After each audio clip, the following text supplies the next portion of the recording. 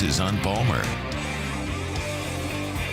Welcome into the Wednesday edition of the Hunt Palmer Show. Taylor Sharp once again sitting in for Hunt Palmer. I'm with you for the remainder of the week. Hunt out there vacationing, probably playing golf right now. But look, we are rocking and rolling this week. Week about halfway over. As always, we got Mr. Jacob Beck on the video board. And then look who's back on the audio board, Casey Beck. Casey, how are you, bud?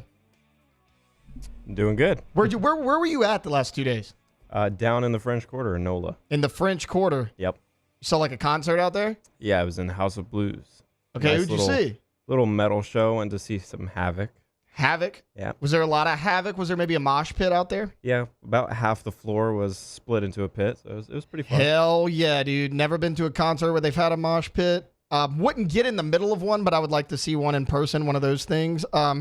Well, anyways, look, welcome into our Wednesday show. Going to be super Saints heavy in the first hour. Also at 1:30, we're going to venture out a little bit from all the hard sports talk. We're going to talk a little fantasy football. I know some of you may be rolling your eyes like, fantasy football. Trust me, you're going to want to hear what this guy has to say. It's Jake Hubman from the Fantasy Headliners. They are the best in the business when it comes to fantasy football. And I was looking up at the TV before we came on. A little bit of breaking news. I don't know if you saw it. Kind of broke maybe 20, 30 minutes ago. The Carolina Panthers have officially named Bryce Young as their starting quarterback. I kind of thought they would go with Andy Dalton, at least for the first couple of weeks. But they decided, you know what, we're going to pull the trigger now. We're going to go with Bryce Young. So the Saints are certainly going to be seeing him early and often here in the 2023 season. And that's where we're going to start. We're going to start with the New Orleans Saints. NOLA.com came out with a really cool article that I very much agreed with. They put out the 5 Saints who have the most to prove entering this training camp. First up, they brought up really everyone's obvious choice here. It was Peyton Turner. We've talked ad nauseum all offseason about Peyton Turner. What's he going to do? Is he going to finally live up to that first-round pick that he was? Again, a first-round pick that has been very disappointing in his first 2 seasons, has been kind of unhealthy. And even when he is healthy and on the field, he's shown flashes, but very, very inconsistent. It's a make-or-break year for him because, think about it, you drafted Isaiah Foskey out of Notre Dame in that second round. Foskey's had at least 10 sacks his last 2 years at Notre Dame. He had 10 in 2021 and then 10 and a half this past season. I know you used a second-round pick on him. That's a guy that a lot of people may have thought could have went in that first round. Then your first-round pick was obviously Brian Bresee. Now, he's a defensive tackle, but he has, the body, he has that size and the mobility to kind of move inside and outside if absolutely needed. This is very much a make or break year for Peyton Turner, not only because you're bringing in these young, talented rookies, but honestly, if the season started right now, Carl Granderson would be your starting defensive end opposite Cam Jordan. Granderson's a guy who had 8 sacks last year. What could he do in another year in that Dennis Allen defense? He kind of seems like the safer option right now as well. I mean, Turner's certainly talented. He's a guy that you drafted big for the defensive end spot, a lot like a Bresee. Could play inside and kick down if you needed him to, but spends most of his time on that edge. But really, what are you going to get out of it? I just talked about it. His first 2 years in New Orleans, wildly inconsistent, can't really stay on the field at all. Is this his last chance in New Orleans? It very well might be. They may decide, hey, look, we know we spent a first-round pick on this guy. For whatever reason, he's not working out. We have a Brian Bresee who can be versatile on the defensive line. Carl Granderson's outplaying him. What are they going to do in next year's draft? There's a lot of good defensive linemen in the upcoming draft. I really think this might be the last chance for Peyton Turner. And if he doesn't show significant improvements and have a bounce-back season, the Saints may very well move on from him. This could be his last season in the black and gold. So definitely one of the 5 players who has a lot to prove. Then they switched to the offensive line for a pair of guys. Now, I could have put the whole offensive line outside of Ryan Ramczyk and Eric McCoy on this list, but they go Cesar Ruiz. And I talked about him a little bit yesterday with the news of Trey Turner. And I think the signing of Trey Turner says about all you need to know about a guy like Cesar Ruiz. They're bringing in Trey Turner. They want that competition. We had Sharif on yesterday. He was talking about pushing these guys. They want to see them pushed more. They're obviously not happy with their performance. I would also add Andrus Peat. I mean, it's not just Cesar Ruiz. Pete does have a little bit more job security because of that big contract he's under. He's not as easy to move, but I mean, there's going to be competition on the O-line all training camp. I mentioned it a little bit yesterday, but I'll kind of reiterate this point. This was a weird draft pick for me in terms of the Saints picking him. They used the first-round pick on this guy 3 years ago, and when he was coming out of Michigan, he played a little bit of center. He was mainly that interior offensive lineman, either left guard, right guard, wherever you needed him. And then when they drafted him, they said, hey, we're going to have Cesar Ruiz. We're going to groom him to become our starting center. But you had just drafted Eric McCoy the draft before, and he was a really nice center. He's still one of the more consistent centers, not just in the NFC or in your division, in the entire NFL. It was always kind of a weird pick for me. And, you know, he's been really uncomfortable, I guess is a good way to put it. He's had some ups, but he's had a lot of downs. What are they going to do there? Is he going to lose that job to Trey Turner? He very well might. He certainly has a lot to prove as well. They stayed on the offensive line with their next pick. It was Trevor Penning, the big left tackle. He had a lot of hype coming into the draft last season. And, you know, the Saints grabbed him with one of their 2 first-round picks. They took Chris Olave, and then a few picks later, grabbed Trevor Penning. I liked the pick at the time. I mean, a lean guy, but a big body, a wide base. Perfect for that left tackle spot. This is another obvious one for me because what is his future in New Orleans? If the season were to begin today, Trevor Penning would probably not be your left tackle. It would be James Hurst. James Hurst outplayed him last year, and all reports are he's looked better so far. So he would probably be your starting left tackle. He's another guy that when he gets on the field, he struggled a little bit with consistency, but really just cannot stay healthy. It is a big year for Trevor Penning, not just because he's in danger of losing his starting job, but he's playing for that second contract. Left tackles are coveted in this league. We've seen the kind of deals these elite tackles have. If he wants that type of money, he's going to have to show a lot of improvement, or the Saints are going to move on from him, and I don't know how big the market would be for this guy. Then they switched to the defensive side a little bit. As far as NOLA.com, they went Zach Bond. Now, I totally agree with this, but I think the whole linebacker room, just as a whole, is a question mark. Outside, of course, Demario Davis and Pete Werner, who were 2 very good starters. But Bond's another guy you drafted fairly high. A lot of people had high expectations when he was coming out of Wisconsin, but really hasn't panned out. I mean, he was okay as a rookie, but then got passed up by Pete Werner pretty quickly and hasn't seen the field much. He's another guy. We see it in a trend. It's the Saints and the Pelicans. It seems like New Orleans athletes just cannot stay healthy. But as far as the linebacker room as a whole goes, I think that's a bigger issue. Because sure, you'd like to see a lot out of Zach Bond. It is certainly a big year of him. Demario Davis is solid. Pete Werner making plays. But who are the backups to those guys? Because, I mean, outside of Bond, what do you have? You have rookie DeMarco Jackson. He's a solid piece in experience. Anthony Orji played really well in college. You're excited about him. He's inexperienced as well. You also lost Caden Ellis. I think that this year's not just big for Zach Bond, but it's the linebacker room as a whole. Because if Demario Davis and Pete Werner go down and Bond's either still not ready or not healthy, you're relying on either Anthony Orji and DeMarco Jackson, 2 unproven rookies, to step in and be a starting inside linebacker in the NFL. That's really not a good look. This is important for the entire defense for a guy like Zach Bond to step up and really show that those high expectations for him were actually warranted, that he can actually make those pay off. Big step up for him to give this team depth, if nothing else. And the final guy they went with was on the offensive side of the ball, and it was for a different reason. It was not for, hey, he hasn't performed up to standards, he's got competition at the position. It was just, what's this guy going to look like with almost 2 full football seasons off? And that's Michael Thomas. I mean, obviously, we know what Thomas can do when he's on the field.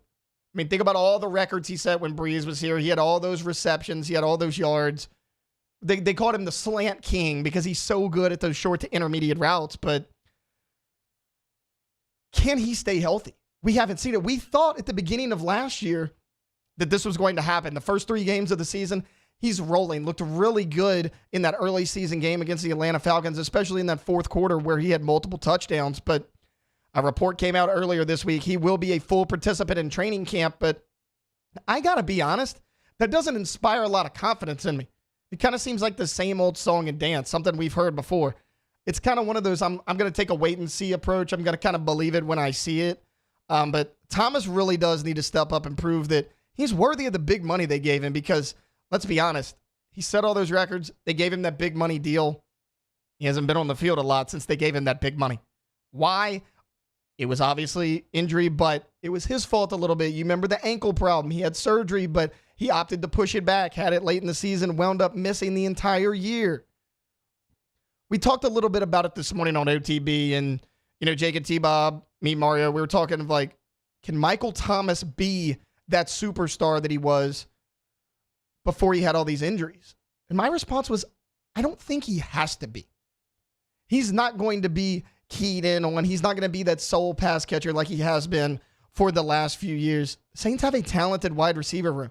I mean, Rashid Shaheed's going to continue to step up, and Chris Olave might actually become the number one receiver on this team. I think he has a little bit better of a route tree. He catches the ball downfield a little bit more. Teams aren't going to be able to key in on Thomas. Thomas is going to line up in that slot because you have an Olave on the outside, because you have a Shaheed who can play inside and out. I mean, Thomas is going to create a lot of mismatches for you. The question is, can he stay healthy? But looking back at this list, I saw something that was pretty troubling. I obviously agree with this list, but it makes me realize just how bad the Saints have been in recent years when it comes to drafting in the first round. Cesar Ruiz, Peyton Turner, Trevor Penning. They've been your draft picks in the last three drafts, your first round. You made Ruiz, then Turner, then Trevor Penning. Now, Chris Olave was in there as well with Trevor Penning, so you have had some hits, at least so far. Olave's looking like a really, really good pick. I'll get into him a little bit in the next segment. But you also just moved on from Marcus Davenport, who was a first-round pick. Not too long ago, you gave up multiple draft picks to move back up into the first round to take a Marcus Davenport. He couldn't stay on the field. When he was on the field, he was inconsistent. He was a very underwhelming first-round pick. I mean, look, the Saints have done a lot of good. They've had some hits in the first round. I mean, I just mentioned Chris Olave. Marcus Lattimore's been a great player.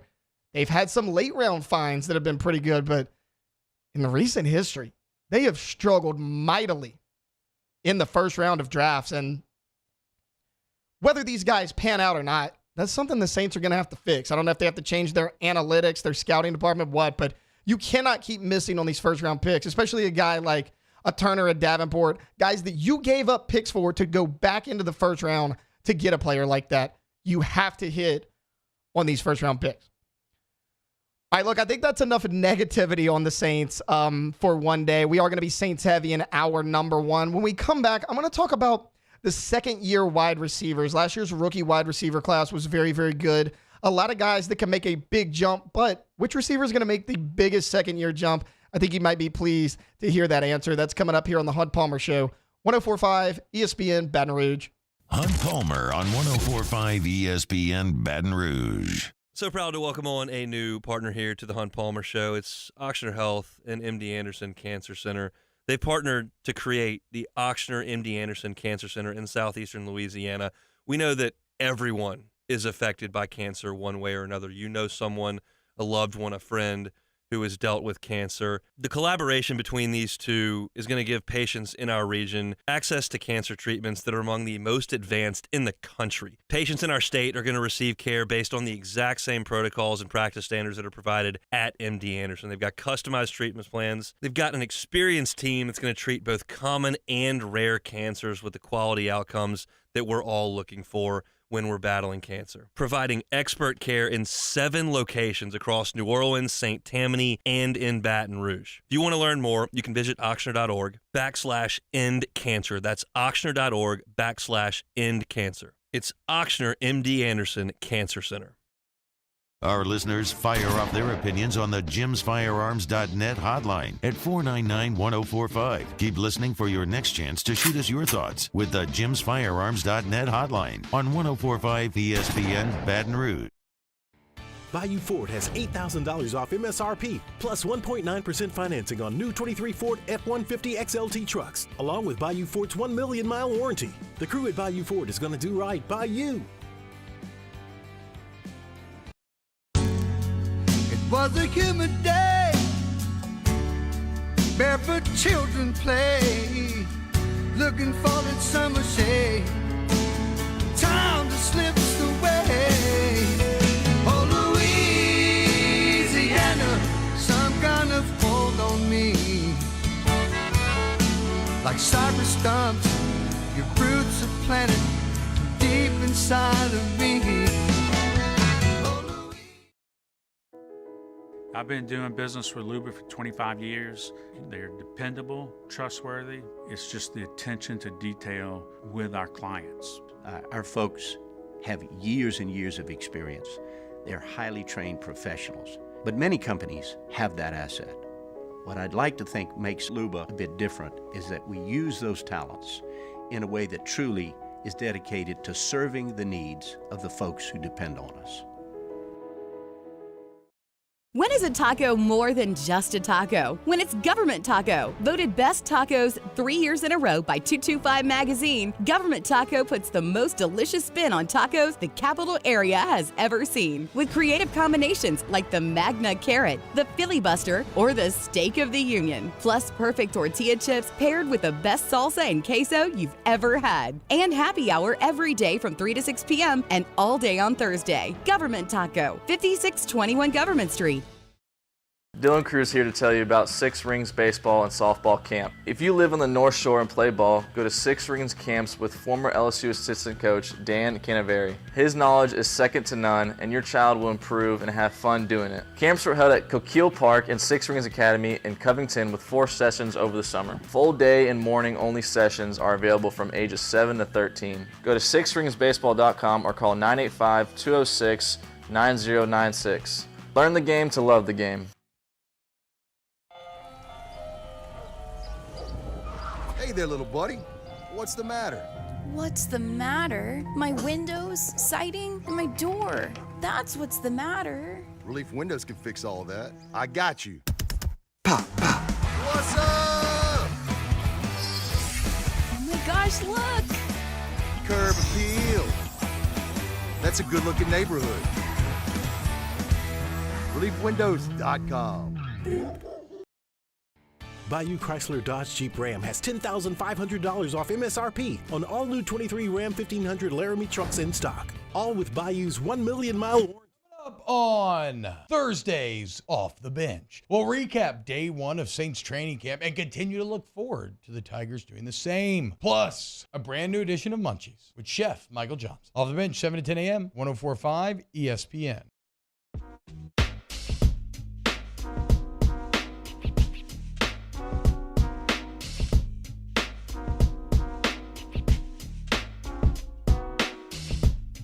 This is Hunt Palmer on 104.5 ESPN Baton Rouge. This is not Hunt Palmer. This is Taylor Sharp filling in on the Hunt Palmer Show, hanging out with you today as well as the rest of the week. Look, I got a little negative in the first segment about the Saints. I broke down, which guys had a lot to prove in training camp and kind of complained about all their misses in the first round of the NFL draft. And while that was warranted, want to kind of shift into a little bit of a more positive segment right now.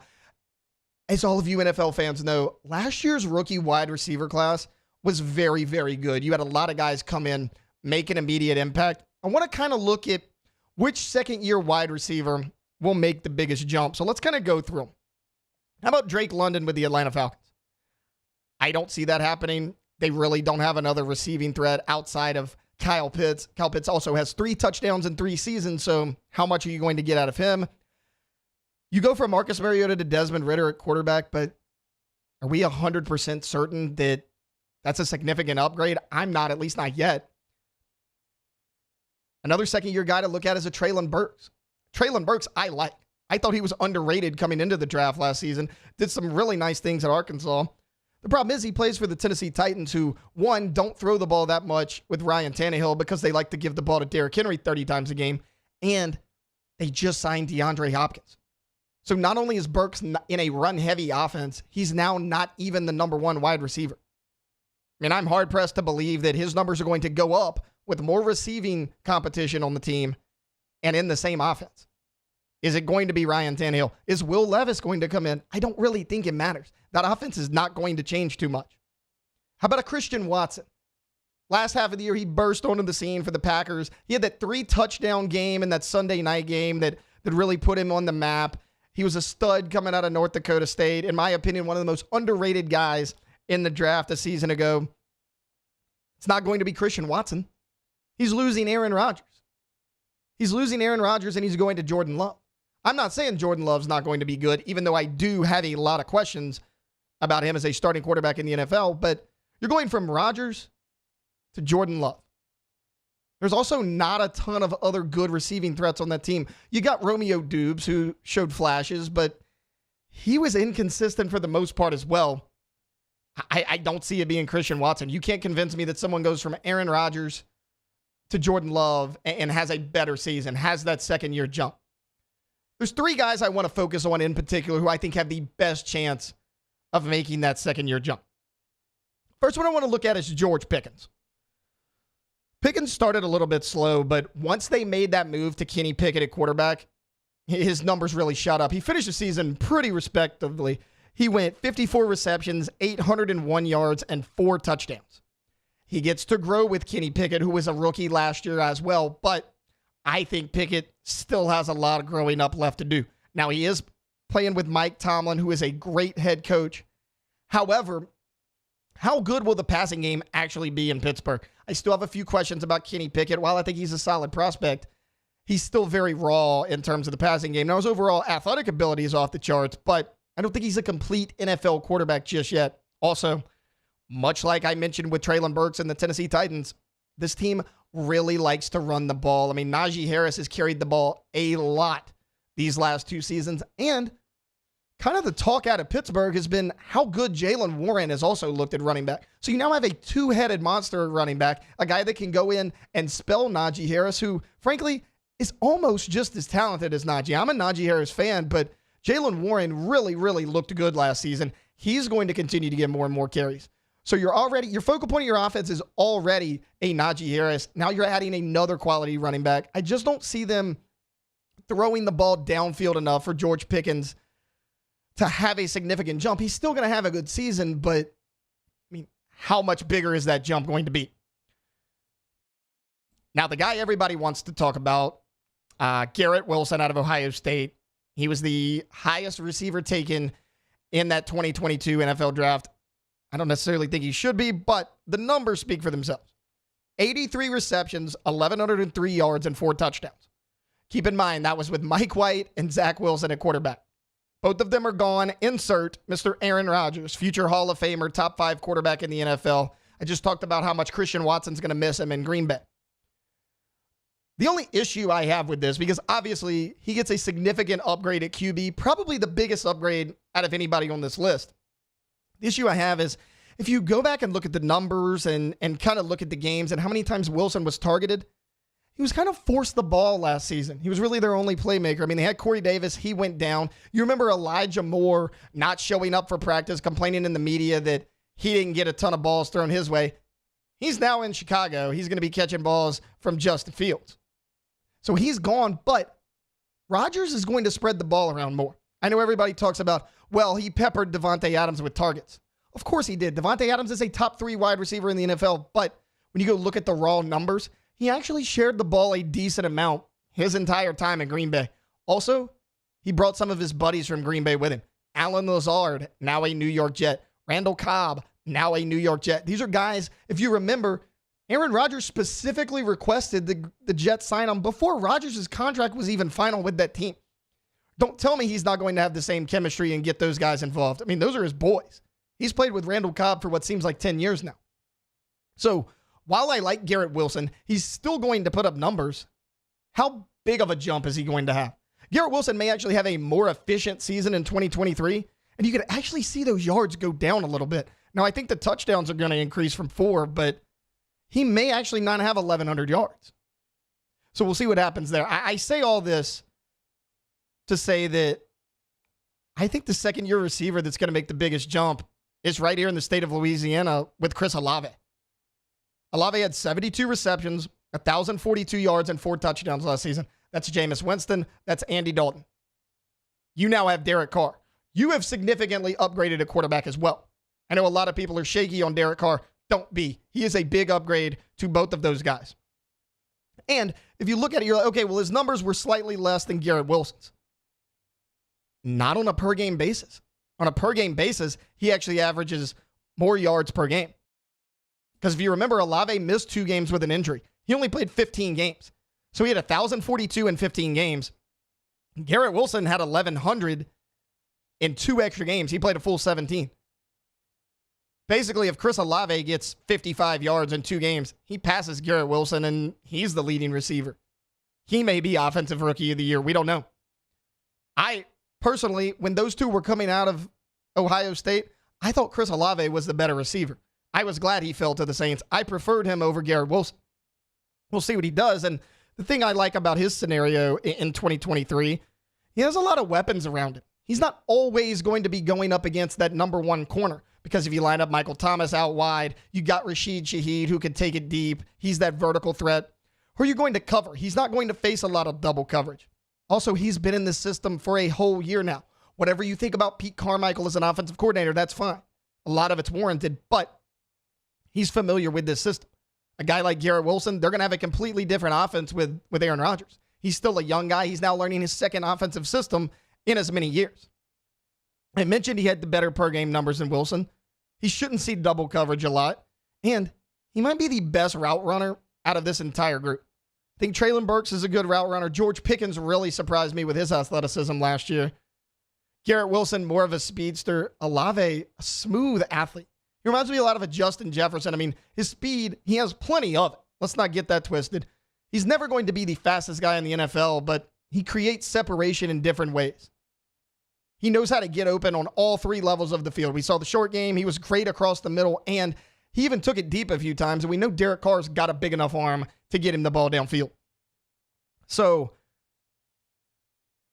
I don't see how Chris Olave is not getting a ton of hype coming into the season. I know we here in Louisiana are hyping him up going into Saints training camp, but this guy needs more national attention. I understand that Garrett Wilson plays in New York. I understand he had a slightly better year last year. He's now playing with Aaron Rodgers. That team's going to be on hard knocks, but Chris Olave is getting slept on. I think he's going to have a big, big year in 2023.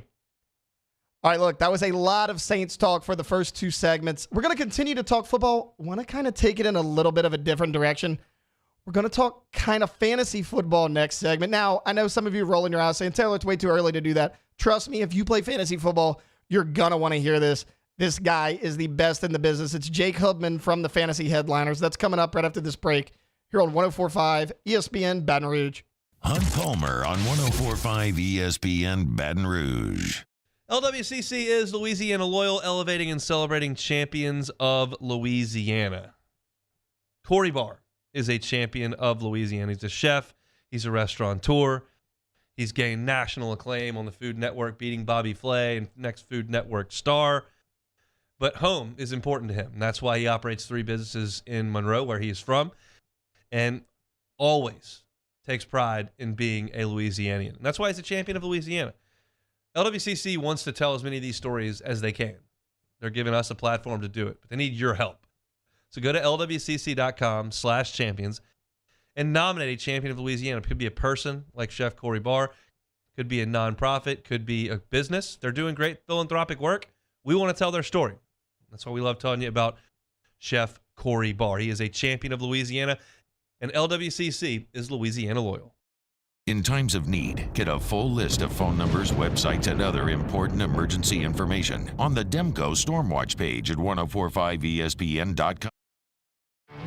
There it is, the extra mile, on the border of expected and extraordinary, for those willing to go further, like vans customized for work or play, with safety and tech to keep you connected. Supported by a 5-star sales, service, and finance team. And backed by the 1-star you know. So go the extra mile. It's never crowded, because so few have what it takes to go there. Mercedes-Benz Vans. When is a taco more than just a taco? When it's Government Taco. Voted best tacos 3 years in a row by 225 Magazine, Government Taco puts the most delicious spin on tacos the capital area has ever seen. With creative combinations like the Magna Carrot, the Filibuster, or the Steak of the Union. Plus perfect tortilla chips paired with the best salsa and queso you've ever had. And happy hour every day from 3 to 6 p.m. and all day on Thursday. Government Taco, 5621 Government Street. Hey there, little buddy.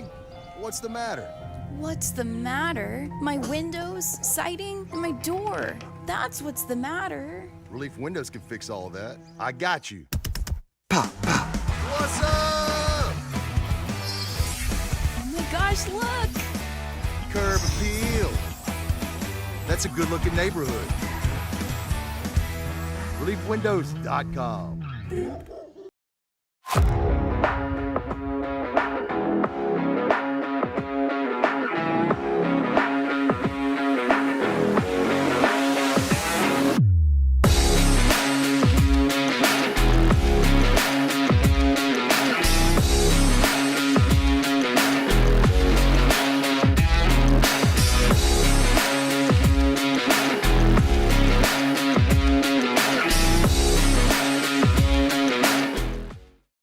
Gulf Coast Office Products is a nationally recognized Savin office equipment dealer based right here in Louisiana. Over 100 employees strong, Gulf Coast has the boots on the ground to support all vertical markets, from education, engineering, legal, and finance. With the latest in office technology, from desktop to production segment units, Gulf Coast and Savin have the perfect fit for you. Call 225-756-2644. That's 756-2644 for Gulf Coast Office Products. I've been doing business with Luba for 25 years. They're dependable, trustworthy. It's just the attention to detail with our clients. Our folks have years and years of experience. They're highly trained professionals. But many companies have that asset. What I'd like to think makes Luba a bit different is that we use those talents in a way that truly is dedicated.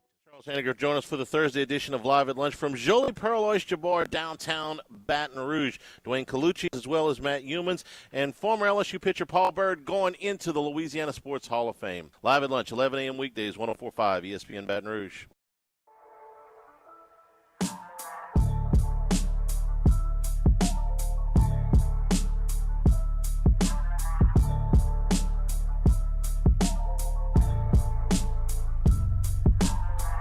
You're listening to Hunt Palmer on 104.5 ESPN Baton Rouge. Welcome back into the Hunt Palmer Show. Not Hunt Palmer, Taylor Sharp filling in for a vacationing Mr. Hunt Palmer, doing this all week long. And, you know, when I started filling in for Hunt, I was like, I have to get this guy on the show. Look, as far as fantasy football goes, I know there are a lot of fantasy nerds out there. I am one of them myself. I know it's early in preseason. We haven't even got the season started yet, but I had to talk to this guy. They are the best in the business in terms of fantasy football content. Let's bring on right now from the Fantasy Headliners, Jake Hubman. Jake, what's going on, man? Hey, how we doing out there? I appreciate you having me on. Yeah, we are doing good. Jake, I just got to let you know, you are now a weekly ritual of mine. Every time I cut the grass, I'm listening to the latest YouTube segment that you guys put out. Just listen to the safest wide receivers in this year's draft that you put out yesterday. Great stuff. But look, I kind of want to start with the backstory of you guys. I mean, you guys got a lot of attention fairly quickly. How did this all start for you guys? What made you want to do this? Well, it's really crazy. I mean, I was working a normal day job, right, just like everybody else, and my manager came to me one day and was like, listen, you need to get more comfortable with public speaking because we're going to have you do some corporate meetings. And I was like, man, I don't like to do public speaking. I came home. My wife said, you know what? You love football. Why not start talking about football so you get used to it? The next thing you know, I'm doing this as a full-time job now and absolutely love it. It really did take off super quick. Yeah, you know, I hadn't been playing fantasy too long. I started about 5 years ago. I found you guys about 2 seasons ago, right in that 2021 preseason is when I found you guys.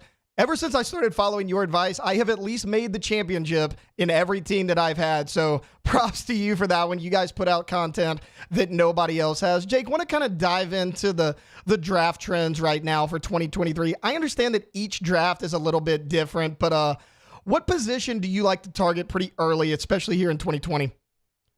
Well, it's really weird because usually in years past, it's the running backs, right? It's simple supply and demand, right? There hasn't been a whole lot of running backs in years past that you can really count on for a large amount of volume each week. Well, we're starting to see that flip a little bit. And with all of these young wide receivers that are coming in, all of a sudden, it's kind of going more towards like a 50-50 split. Personally, if I'm, the number one team, drafted in my league, Justin Jefferson is still my number one guy. After that, though, Jamar Chase will be a close second with the running backs. I mean, there's just no way you can really ignore running backs early in the fantasy football draft. There's very few guys now that will go out there and get you 20 touches a week. you got to try to lock one of those guys up early. Jake, you were just singing music to the folks here in Baton Rouge's ears, talking about Justin Jefferson being the number 1 overall pick. What is it about Jefferson? Like, because I was watching your video yesterday and, separation per route run, no drops. I mean, what is it about him that just makes him such a complete receiver? I mean, he's super smooth, right? He's like deceptive. When you think of, some of these other receivers we've seen over the years in the NFL, I mean, Justin Jefferson came in and wasn't really expected to be what he is. He didn't have that hype surrounding him. And I think a lot of people kind of took him for granted, and he is so smooth with his routes. I mean, he does not give up on the ball. He will go up and make the contested catches. You see that all the time. Absolutely love watching him on the football field, but it's really the system, right? I mean, he's in a system in Minnesota that's going to throw the ball a lot. They're going to throw the ball a lot once again this year, and when you're the number 1 target in an offense that's going to throw a lot, good things can happen, and big stats can concur with each other. Okay, so kind of sticking with the Vikings, I didn't know this was going to turn into a Viking segment, but we're gonna do it a little bit. You mentioned Jefferson and that system. It is a great system, but with Adam Thielen leaving and he's now in Carolina, who do you think is going to step up as that number 2? Is it going to be a KJ Osborne or could it be rookie Jordan Addison? I mean, I want it to be Jordan Addison, but I really want him to stop driving 140 miles an hour off the field. That's kind of going to be the kind of things that we need to make sure we clean up, because if we can keep that kid on the field and out of trouble, Jordan Addison is definitely a huge upgrade over Adam Thielen. Now, Adam Thielen may be that, safe, reliable wide receiver in an offense, but he doesn't have the athletic ability that a Jordan Addison does. Now, a lot of people will think that'll take away from Justin Jefferson, but it's really going to help him out, because now opposing defenses have to really account for a guy opposite of Jefferson for the first time in maybe a few years, just because Adam Thielen was getting a little bit older and a little bit more banged up. All right, Jake, kind of give me, we all know about all the big names in the draft. I mean, you got Jefferson, Chase, Christian McCaffrey, Cooper Kupp. We know all the big names. If you could pick one guy from running back and receiver that's really a sleeper in this draft, who do you kind of like? For a wide receiver, one guy that I just can't seem to get enough of for fantasy football here this year is Sky Moore in Kansas City. I feel like I continually talk about him probably way too much. But Andy Reid, I mean, this has been said on other podcasts before, from former players. He doesn't really utilize rookies unless he absolutely has to, right? He had to do it with Pacheco last year. He had to do it with Kareem Hunt in his rookie year due to injuries. But Sky Moore is somebody who came in with a lot of hype as a rookie, and then he didn't get a whole lot of opportunity. Well, they let Mecole Hardman go. They let Juju Smith-Schuster go. And now all of a sudden somebody's going to have to step up in Kansas City. You got Marquez Valdez-Scantling. He's more of a deep ball guy. We have a new rookie there, Rashee Rice, that a lot of people love, but he's going to have to take his lumps in the offense. I really believe that Sky Moore is going to be the guy that absolutely, is the number 1 target outside of a Travis Kelce. Can't forget about a Travis Kelce, but when we're looking at just wide receivers, Sky Moore is my guy. For the running back position, I still think a lot of people are ignoring Miles Sanders now in Carolina. I mean, this is a guy who the Panthers wanted to go after, right? They wanted a 3-down back. I mean, we saw the likes of Donta Foreman and Chuba Hubbard last year have solid fantasy games in a below-average offense. Now this offense overall is better. We got Bryce Young under center, a solid offensive line. Miles Sanders has that opportunity for 300-plus touches this year, including receptions, and you can get him probably as like your running back 3 maybe on your roster, and that is just fantasy gold. Look, I've had Miles Sanders personally on my team the last 2 seasons, and he's been a little inconsistent because of Jalen Hurts, but like you mentioned, now he's going to kind of be that workhorse back. Sanders definitely somebody people are sleeping on. As far as we just talked about the sleepers, is there anybody that is going a little bit higher than you think, and you're like, whoa, maybe caution on this guy? Breece Hall comes to mind right off the bat. I mean, I feel like a lot of people are discounting major injuries, and yeah, he's coming back off of a torn ACL, but he's going as the RB11 overall right now, and that is just too high of a price tag. We see it consistently every single year. When the players come back off of torn ACLs, a lot of them will deal with soft tissue injuries. They may start the season a little bit slow. I don't want my running back 11 overall to have those concerns, and he plays in an offense now that is in a win-now mode, right? Aaron Rodgers is getting older. If they're going to pay all this money, they're going to have to win pretty quick. I don't think they have a whole lot of time to kind of inch Breece Hall along.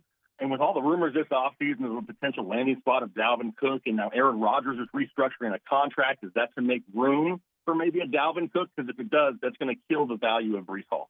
Speaking of a Dalvin Cook, there's a lot of free agent running backs out there. I mean, you got Cook, you got Zeke Elliott, Kareem Hunt, and then now we're seeing this little running back thing. I mean, we got Saquon on the 1-year deal now, but Tony Pollard still doesn't have a deal in Dallas. Josh Jacobs did not report to training camp. I mean, what do you do is maybe kind of a pickup option for some of these guys if they do decide to hold out?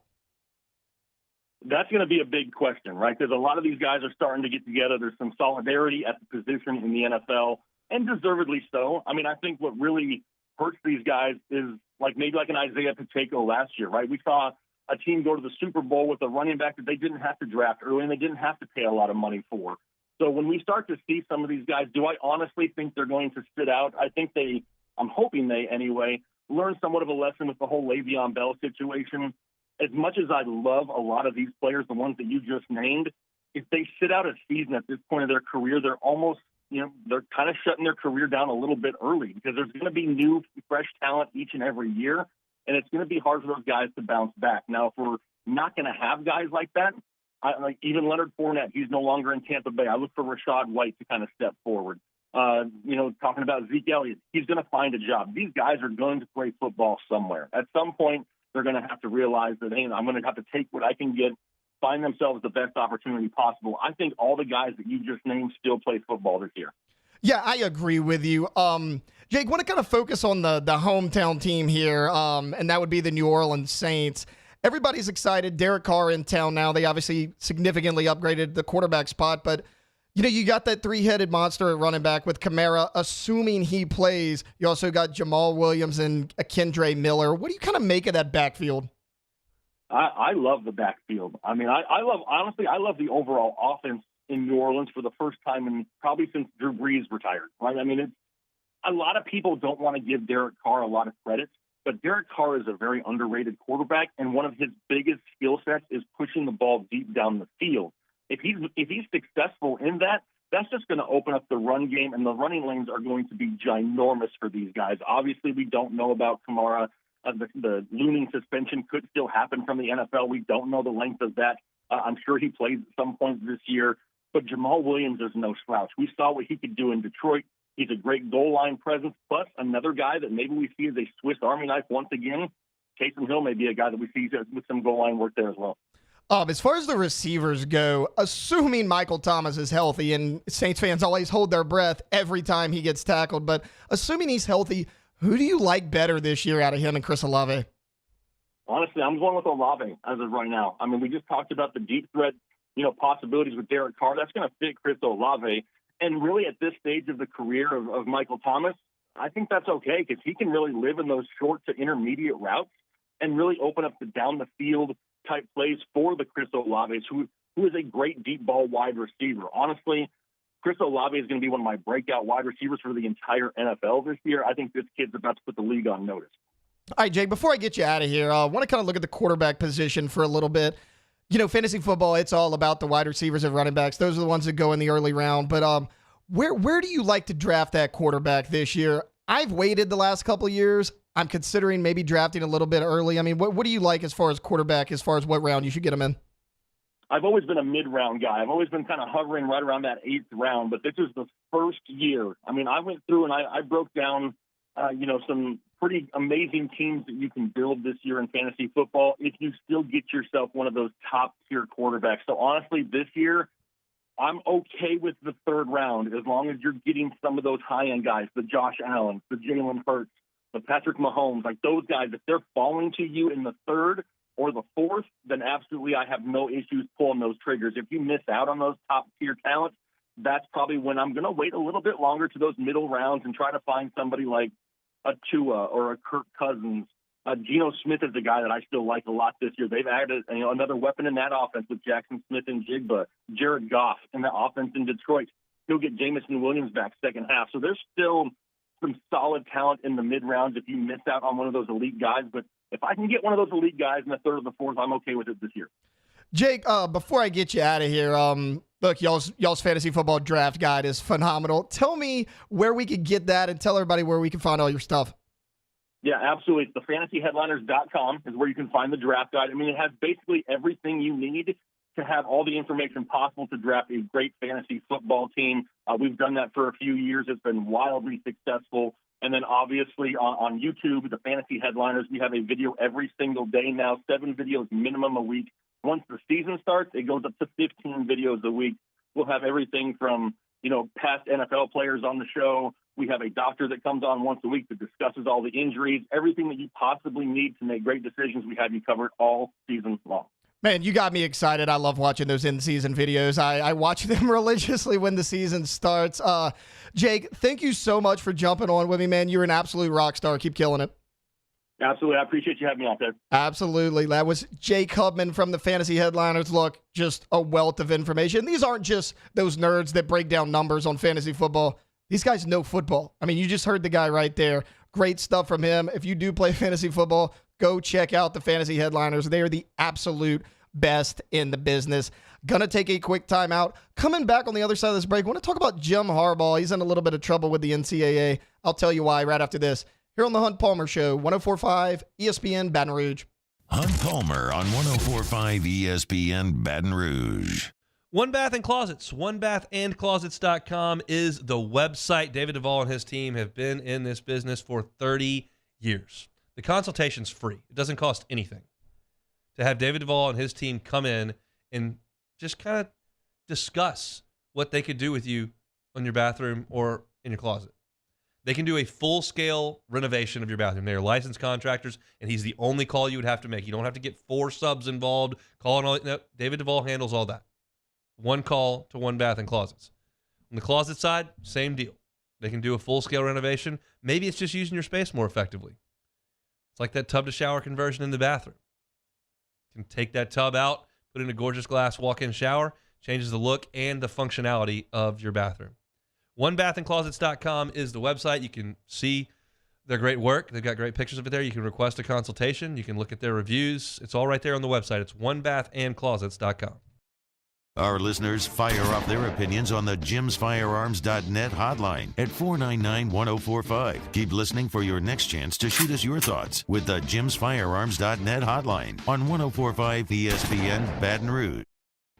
Bayou Chrysler Dodge Jeep Ram has $10,500 off MSRP on all new 23 Ram 1500 Laramie trucks in stock. All with Bayou's 1 million mile warranty. The crew at Bayou Automotive is going to do right by you. The Windsor Senior Living Community in Mandeville, Louisiana is a beautiful, vibrant apartment community geared towards seniors. They are nestled right in the heart of Mandeville, where seniors live a more carefree lifestyle in spacious apartments with the peace of mind that comes from having a little extra help. Call the Windsor at 985-624-8040 to schedule a lunch and tour. Come see how the Windsor can be your passport to peace of mind. Electricity is all around us, and our families depend on it. Every day is sparked by the power of a cold drink or a warm meal, a movie night, and a comforting light at the end of a dark hallway. From sunrise to sunset, playtime to bedtime, our team is ready to take care of your electrical needs. Even in the case of an after-hours emergency, the light in your life shines brighter with Mr. Electric.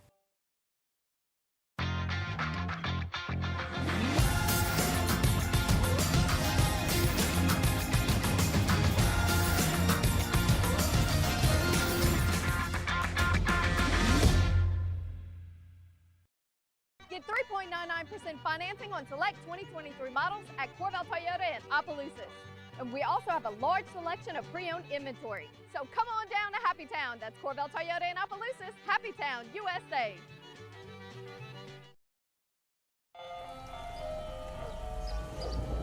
Hey there, little buddy.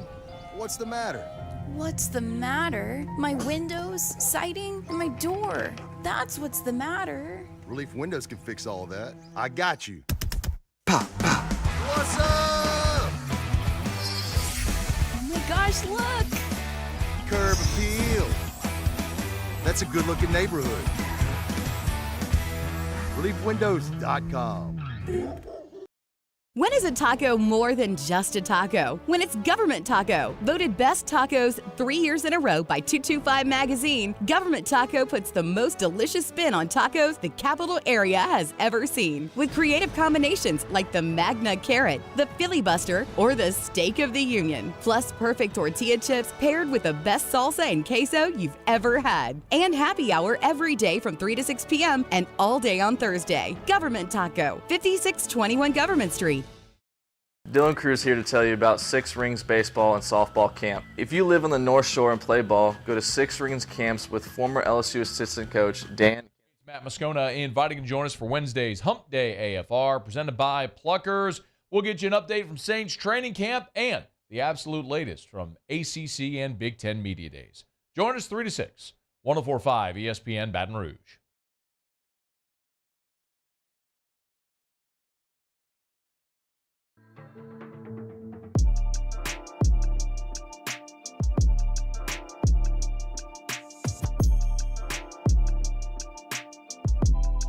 This is Hunt Palmer on 104.5 ESPN Baton Rouge. Welcome back into the Hunt Palmer Show. Wrapping up the first hour here on this Wednesday. Taylor Sharp sitting in here with you. Teased it a little bit going into break.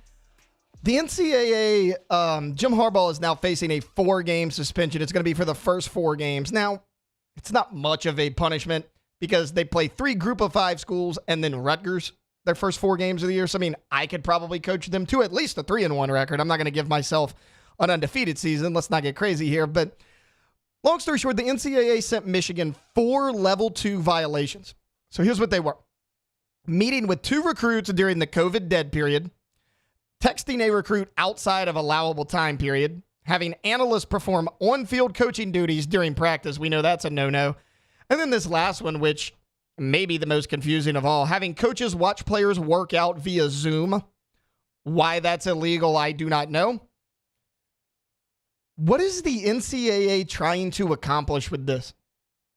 They didn't even suspend him for those violations. They suspended him because the NCAA claims that Jim Harbaugh allegedly lied during questioning. And then he comes out, he said, I didn't lie. I just couldn't remember if I actually texted a recruit from 2 years ago during COVID within the allowable time or not. I don't know. I don't blame the guy. I am not a Jim Harbaugh fan.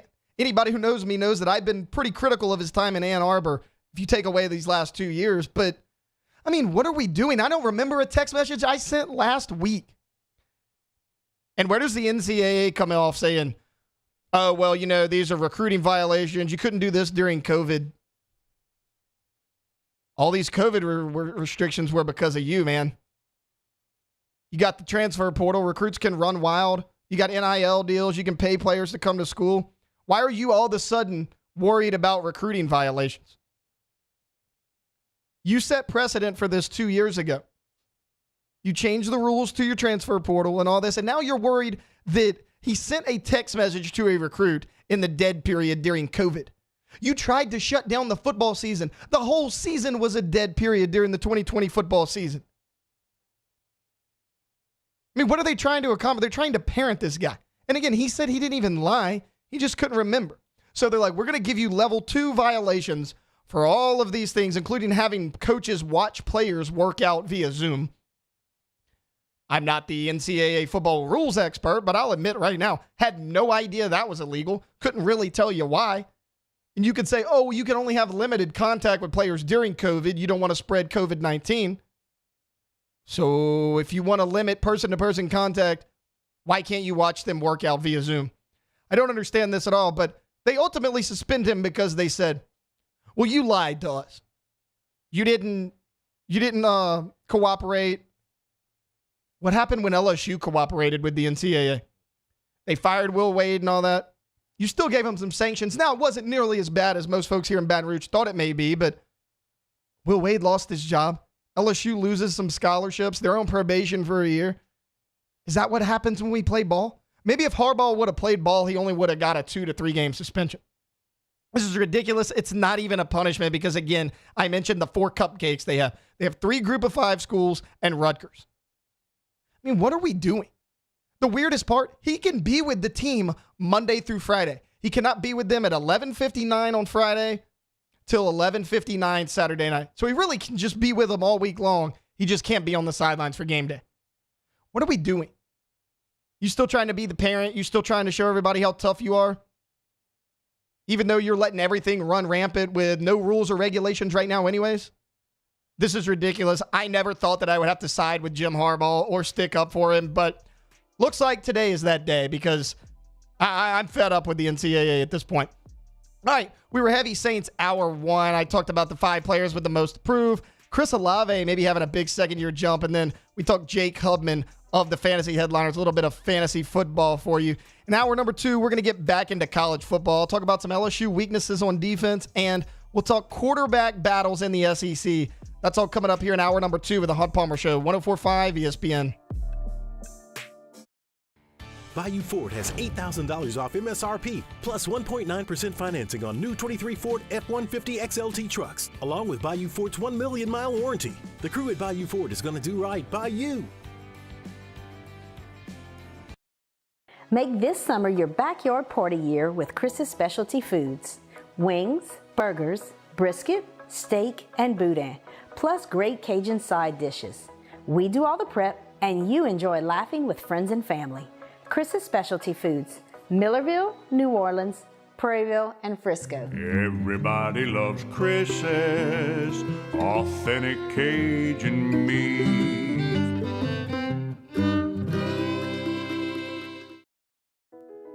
I've been doing business with Luba for 25 years. They're dependable, trustworthy. It's just the attention to detail with our clients.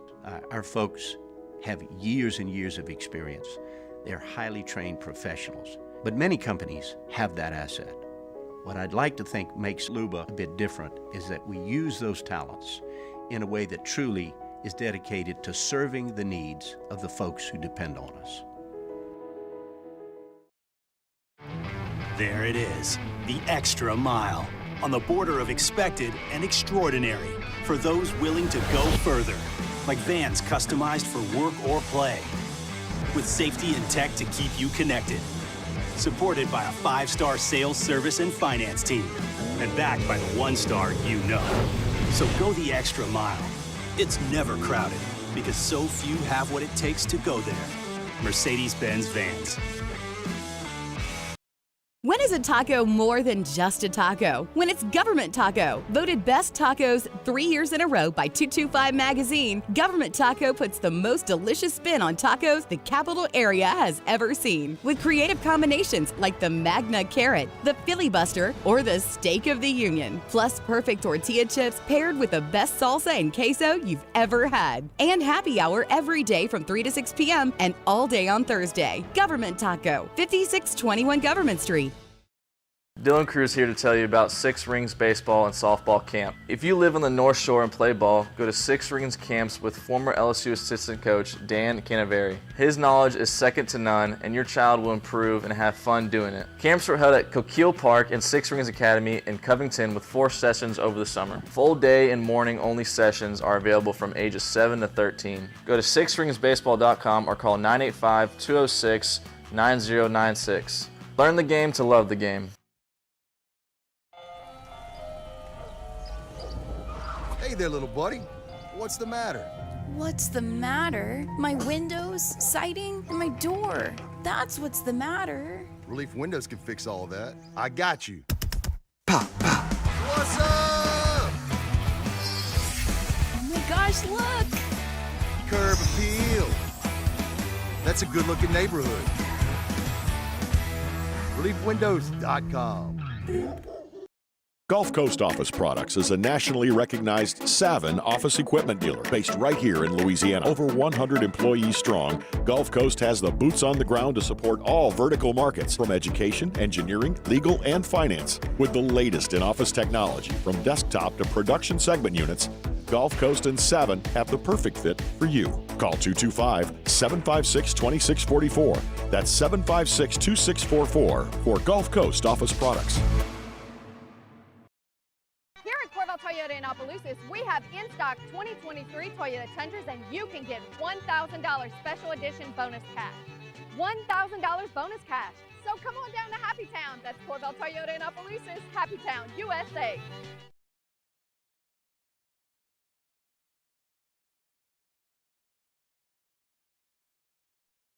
This is SportsCenter. I'm Christine Lisi. Panthers coach Frank Reich named Bryce Young the top overall pick in the NFL draft, their starting quarterback.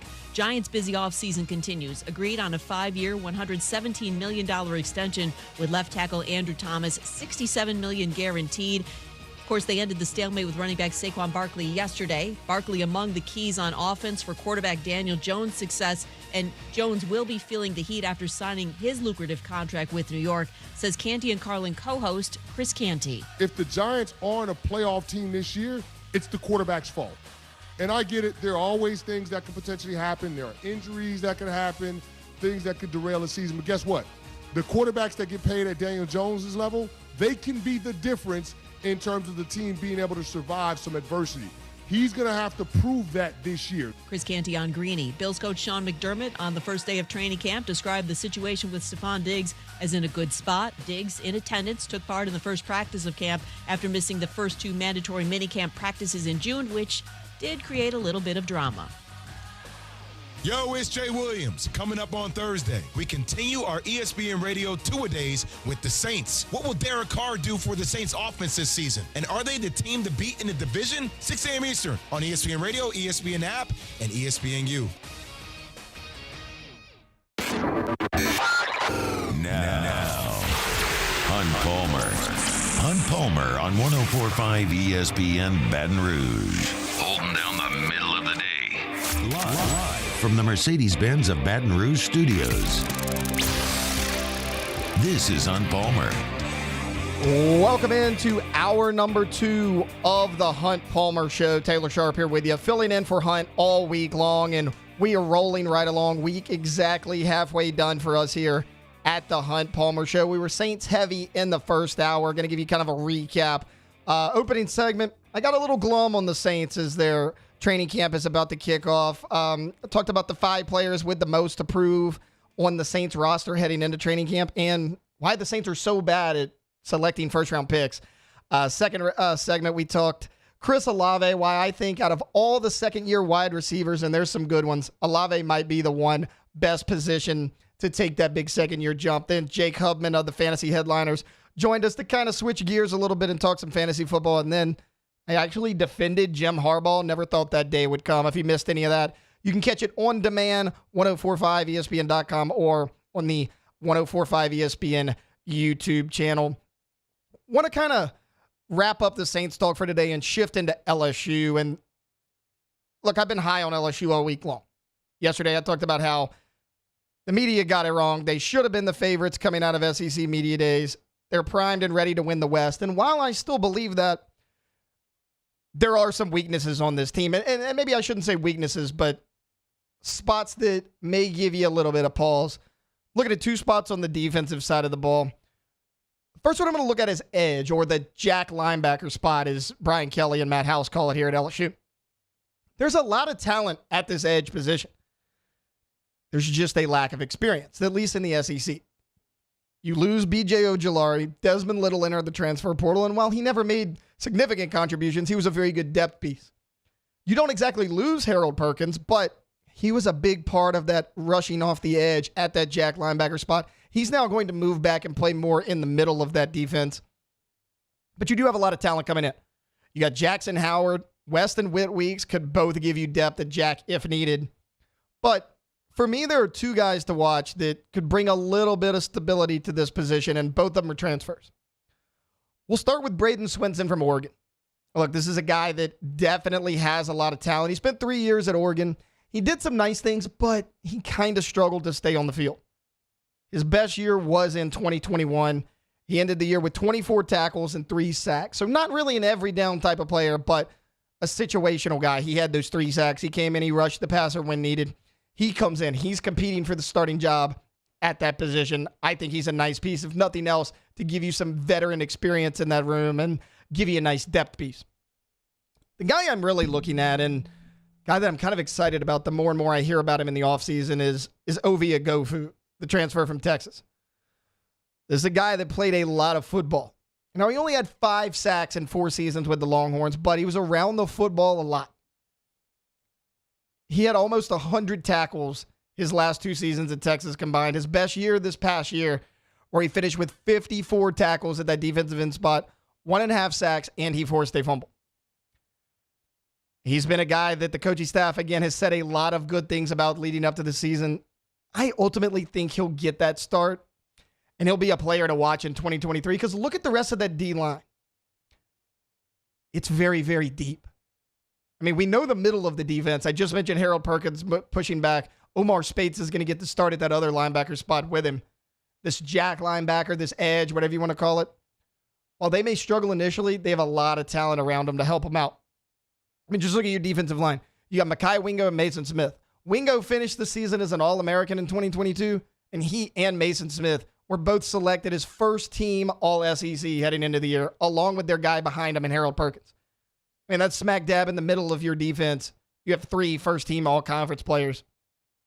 You got Jacoby and Guillory. He's a guy that could come in and play some nose for you. He's a nice depth piece.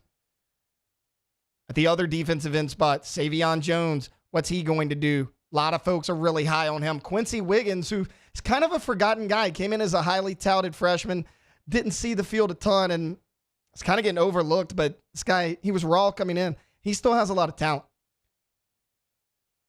So if you can lock down this edge spot with all those other guys around, you could have a really, really good front seven.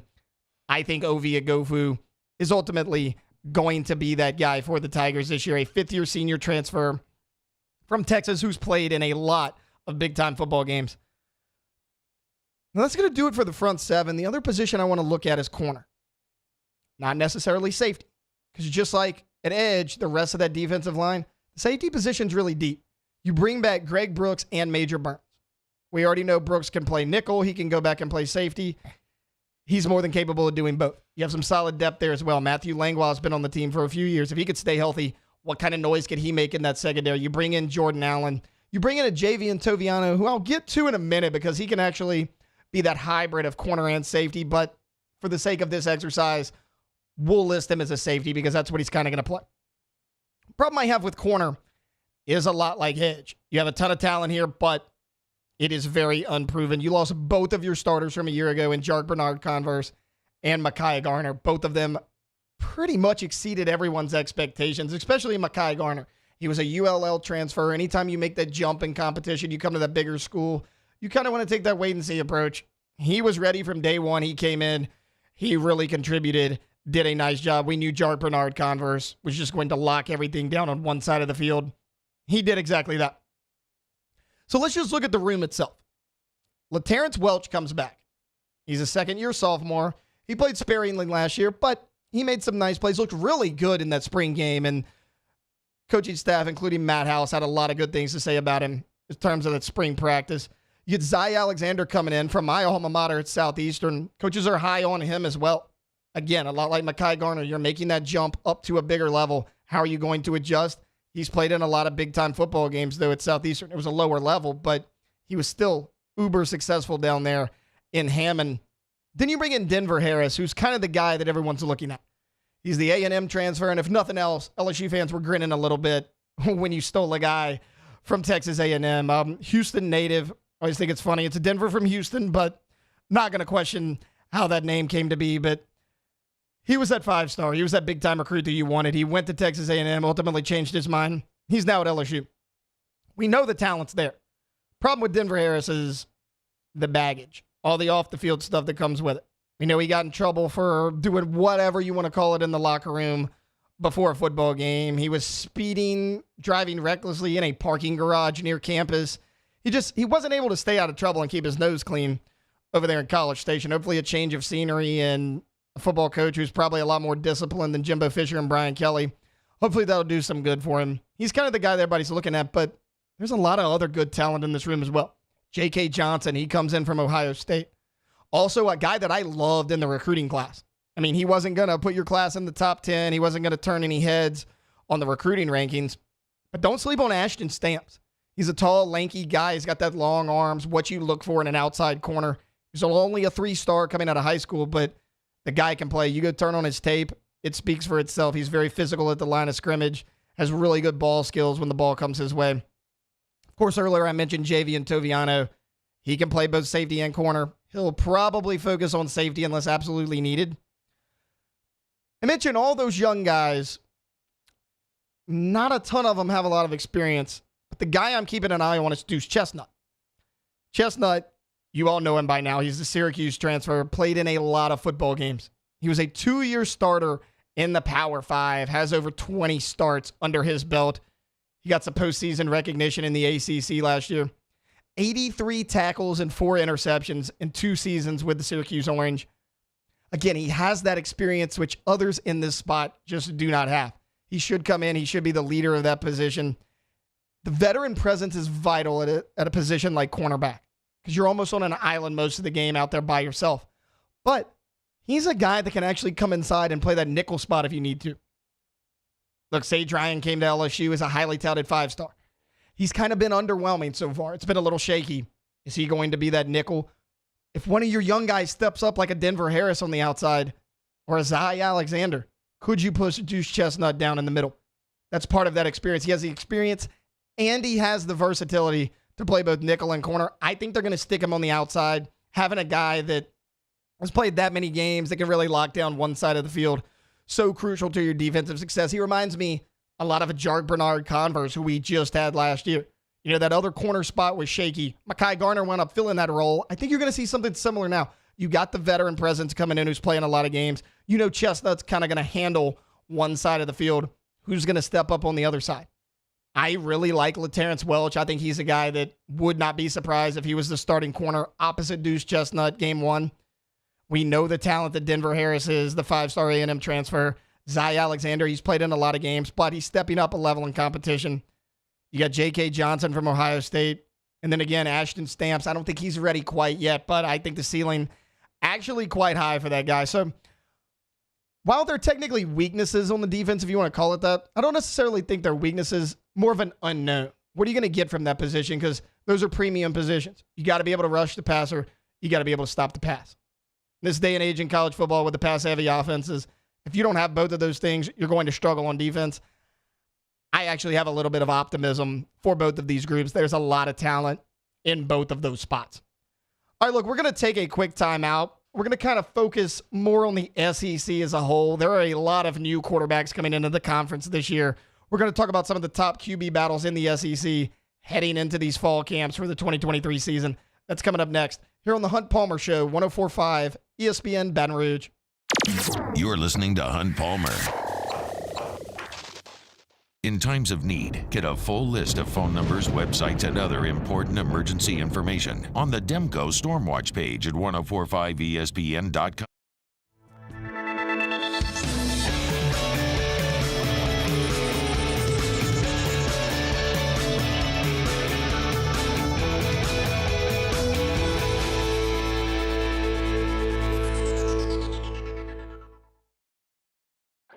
Oh, hey, what's up? It's Big D and Bubba, 100.7 The Tiger Morning Show. We'd love for you to join us every weekday, 4 a.m. till 9 a.m. Yeah, everything you want in a show. Country music. We got laughs. We got celebrity in-studio guests. We just need you. Join us every weekday morning, 4 a.m. to 9 a.m., right where it all started. That's right. Louisiana's country station, 100.7 The Tiger. Gulf Coast Bank and Trust is giving our customers the power to bank anywhere, anytime during this challenging event. And we're right there with you. Our mobile banking app is a smart way to manage your money and time. Gulf Coast Bank and Trust, the bank that cares about you. When is a taco more than just a taco? When it's Government Taco. Voted best tacos 3 years in a row by 225 Magazine, Government Taco puts the most delicious spin on tacos the capital area has ever seen. With creative combinations like the Magna Carrot, the Filibuster, or the Steak of the Union. Plus perfect tortilla chips paired with the best salsa and queso you've ever had. And happy hour every day from 3 to 6 p.m. and all day on Thursday. Government Taco, 5621 Government Street. Hi, I'm Brandon Landry, founder and CEO of Walker. Hi, my name is Dr. Craig Green. This is Ryan Terrio with HUDCORoofing.com. Hey, it's Matt Moscona. No matter how big your commercial roofing job, Hudco can help. My patients come to me because they trust that I can get the job done at a high level. Ryan Terrio and Richard Tilley have the same level of trust when it comes to roofing. If you have a roofing issue, call Hudco Roofing. Give us a call, 364-1007, and we'll come to your house and give you a free inspection. I've been doing business with Luba for 25 years. They're dependable, trustworthy. It's just the attention to detail with our clients. Our folks have years and years of experience. They're highly trained professionals. But many companies have that asset. What I'd like to think makes Luba a bit different is that we use those talents in a way that truly is dedicated to serving the needs of the folks who depend on us. There it is, the extra mile, on the border of expected and extraordinary for those willing to go further, like vans customized for work or play, with safety and tech to keep you connected, supported by a 5-star sales, service, and finance team, and backed by the 1-star you know. So go the extra mile. It's never crowded, because so few have what it takes to go there. Mercedes-Benz Vans.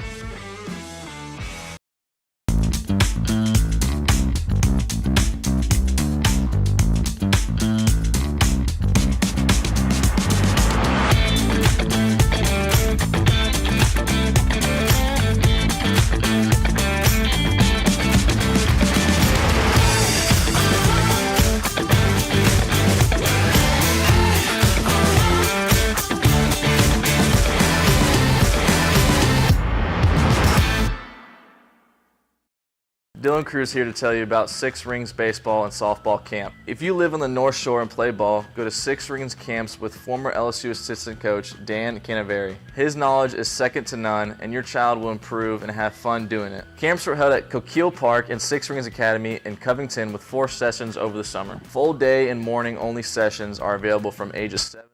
On Thursdays off the bench, we'll recap day 1 of Saints training camp and continue to look forward to the Tigers doing the same. Plus, a brand new edition of Munchies with Chef Michael Johnson. Off the bench, 7 to 10 a.m., 104.5 ESPN.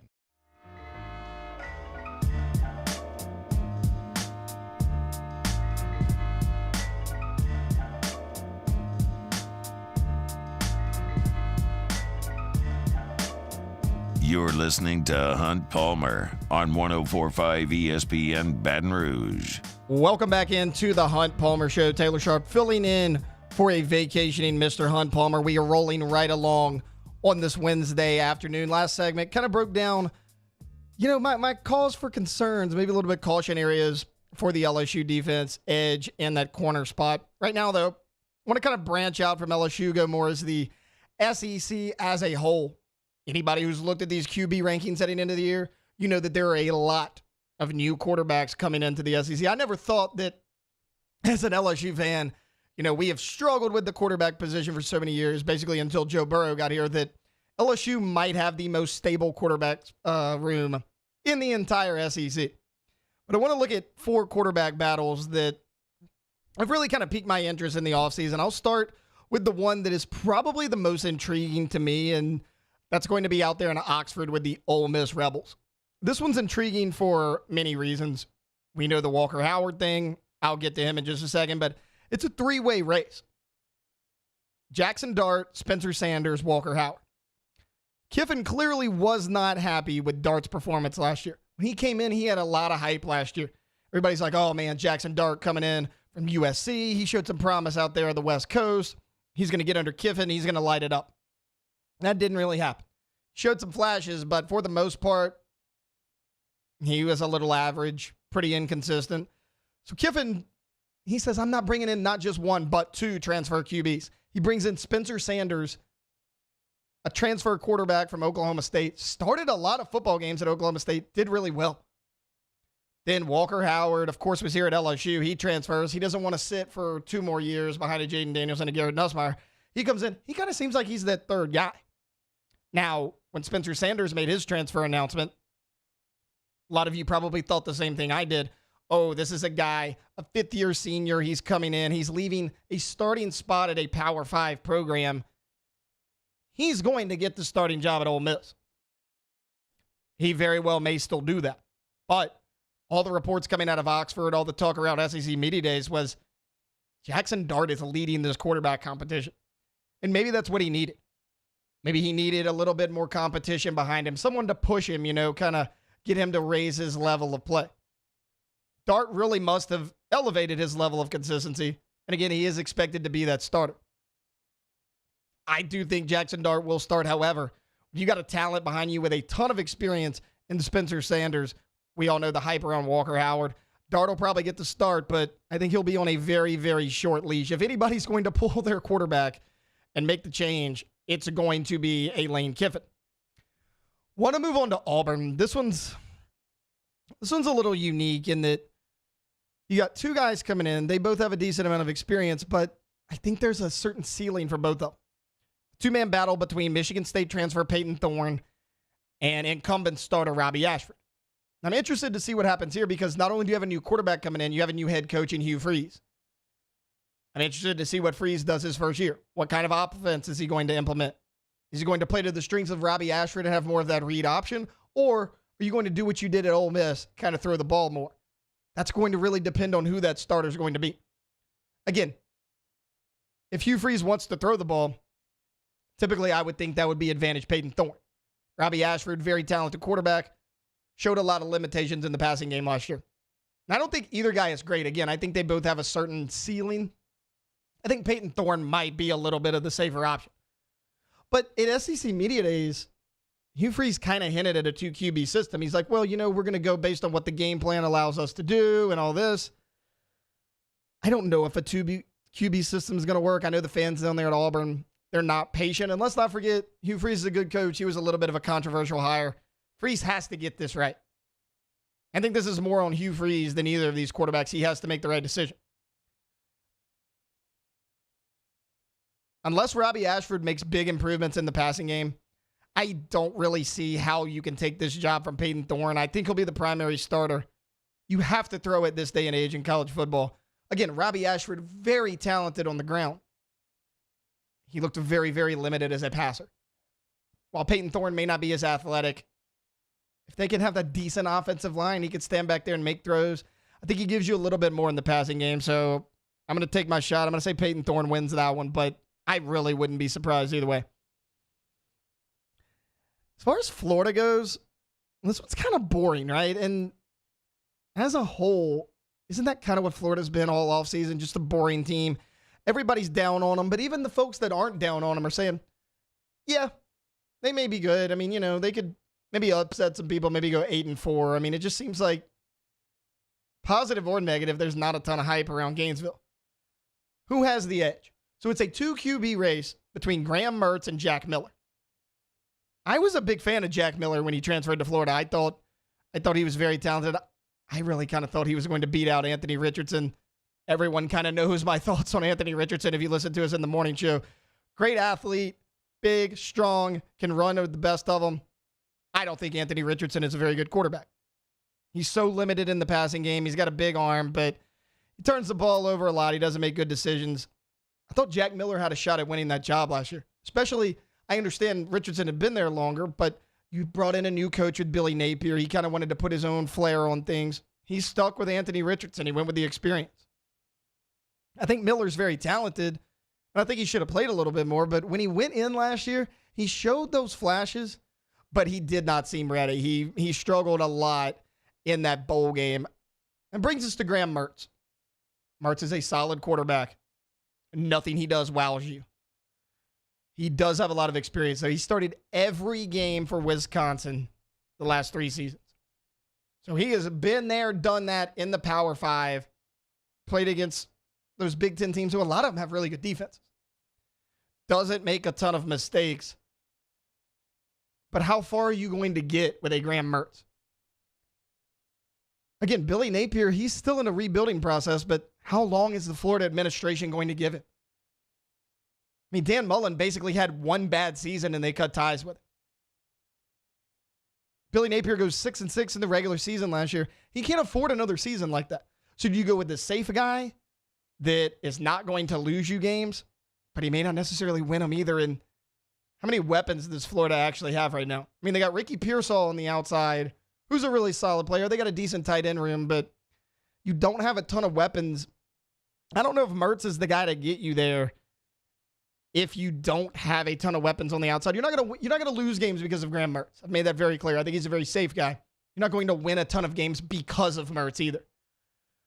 You take a gamble and see what you got with Jack Miller. I don't think Napier can do that either. I think he's in a tough spot either way. I would be fairly surprised if Graham Mertz isn't the starter. I do think he'll be the guy in Gainesville. One last team I wanted to hit before we took a break. That's the Georgia Bulldogs. And in my opinion, this is actually not a true QB system. I put them on this list because technically their incumbent starter is not back. But Carson Beck is a guy that's been on this team for a while. I mean, he's a redshirt junior. He's set. He's waited his turn. Even when he's got into the in-game actions, he's looked pretty good.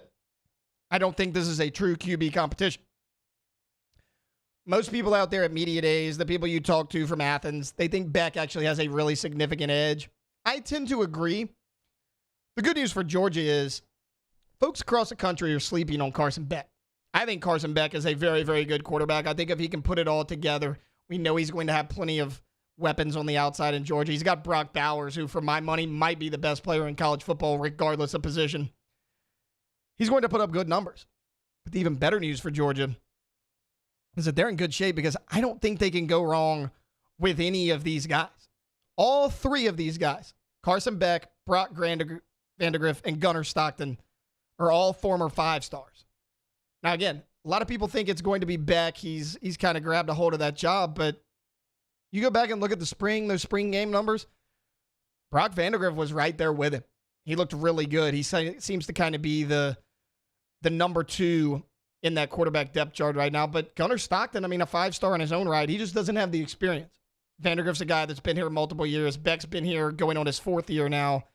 Stockton just got to the program. You know, he's a little bit of a younger guy, so he has time to grow. He may have the highest ceiling of all of them. He's very good in his own right, but I think that Carson Beck has that job, and I know a lot of people have talked, oh, well, there's Georgia. There's no way they could three-peat, right? I tend to agree with that. It's very hard to three-peat. However, there's not a ton of competition in the SEC East. Who's going to take them down? Tennessee? I don't think so. I sat up here 2 days ago and explained how much Tennessee had actually lost. I mean, you lose Hendon Hooker, you lose Jalen Hyatt, you lose Cedric Tillman. You bring in Joe Milton, but I've seen Joe Milton play, I've seen him struggle, and I've seen him get benched in 2 different spots in Michigan and Tennessee. Till I am proven otherwise, I don't care how big of an arm the guy has, I'm a skeptic of Joe Milton. South Carolina, maybe. I'm higher on them than most people. They're probably my surprise team out east, but they have the talent to take down a Georgia? No.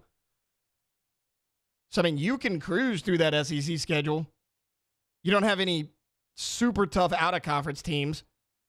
So, I mean, you can go into that SEC championship 12-0.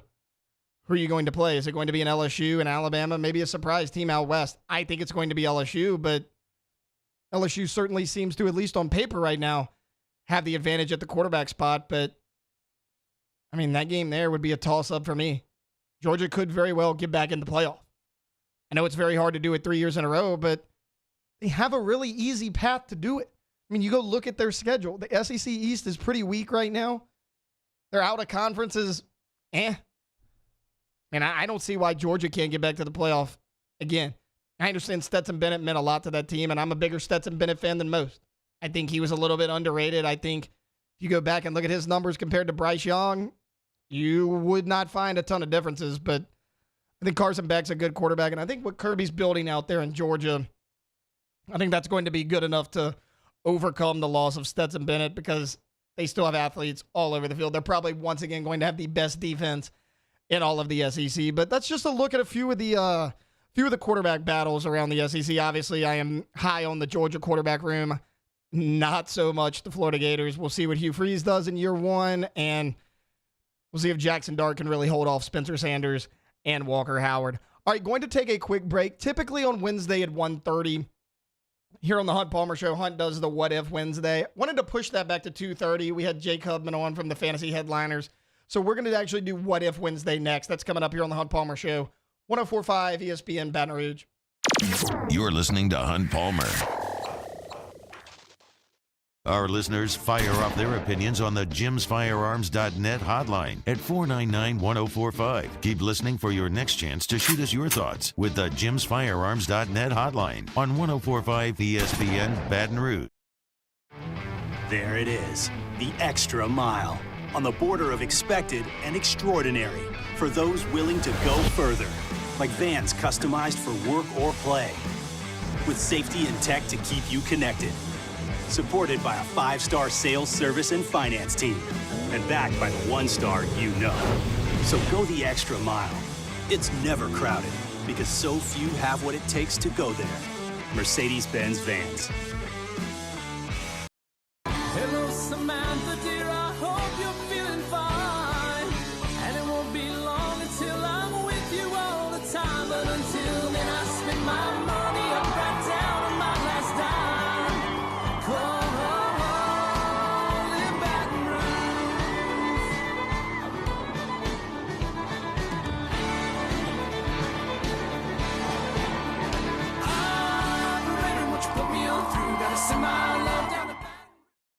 When is a taco more than just a taco? When it's Government Taco. Voted best tacos 3 years in a row by 225 Magazine, Government Taco puts the most delicious spin on tacos the capital area has ever seen. With creative combinations like the Magna Carrot, the Filibuster, or the Steak of the Union. Plus perfect tortilla chips paired with the best salsa and queso you've ever had. And happy hour every day from 3 to 6 p.m. and all day on Thursday. Government Taco, 5621 Government Street. Rev Business started small in 1935. We built our reputation by providing hometown service with Louisiana hustle. For nearly 90 years, we've expanded across our great state, through the swamps and across the Mississippi, bringing fiber optics from the capital to the North Shore and down the bayou to the coast, all to connect your business with the world. Rev is about big business technology with small business personal service, powerful solutions, unmatched local service. Rev Business.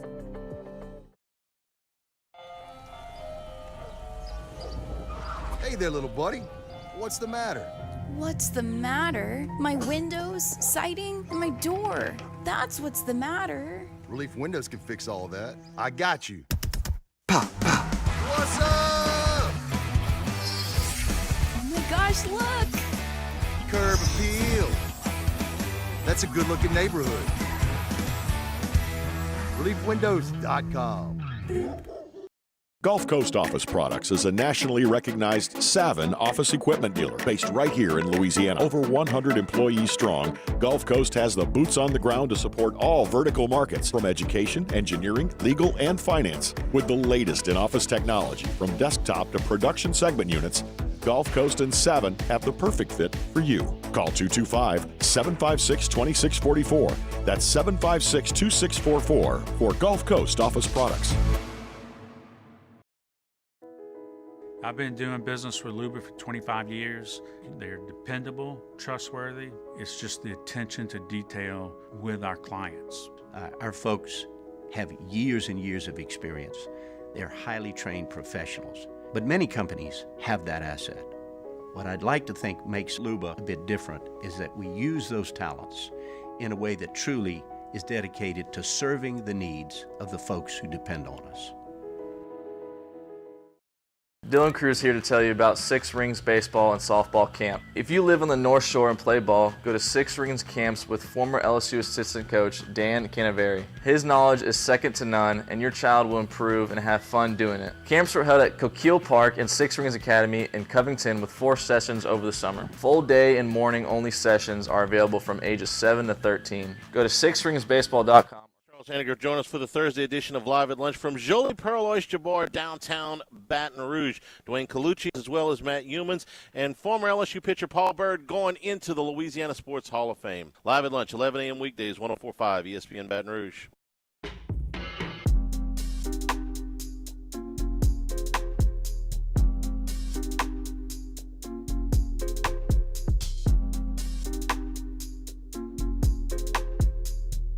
This is Hunt Palmer on 104.5 ESPN Baton Rouge.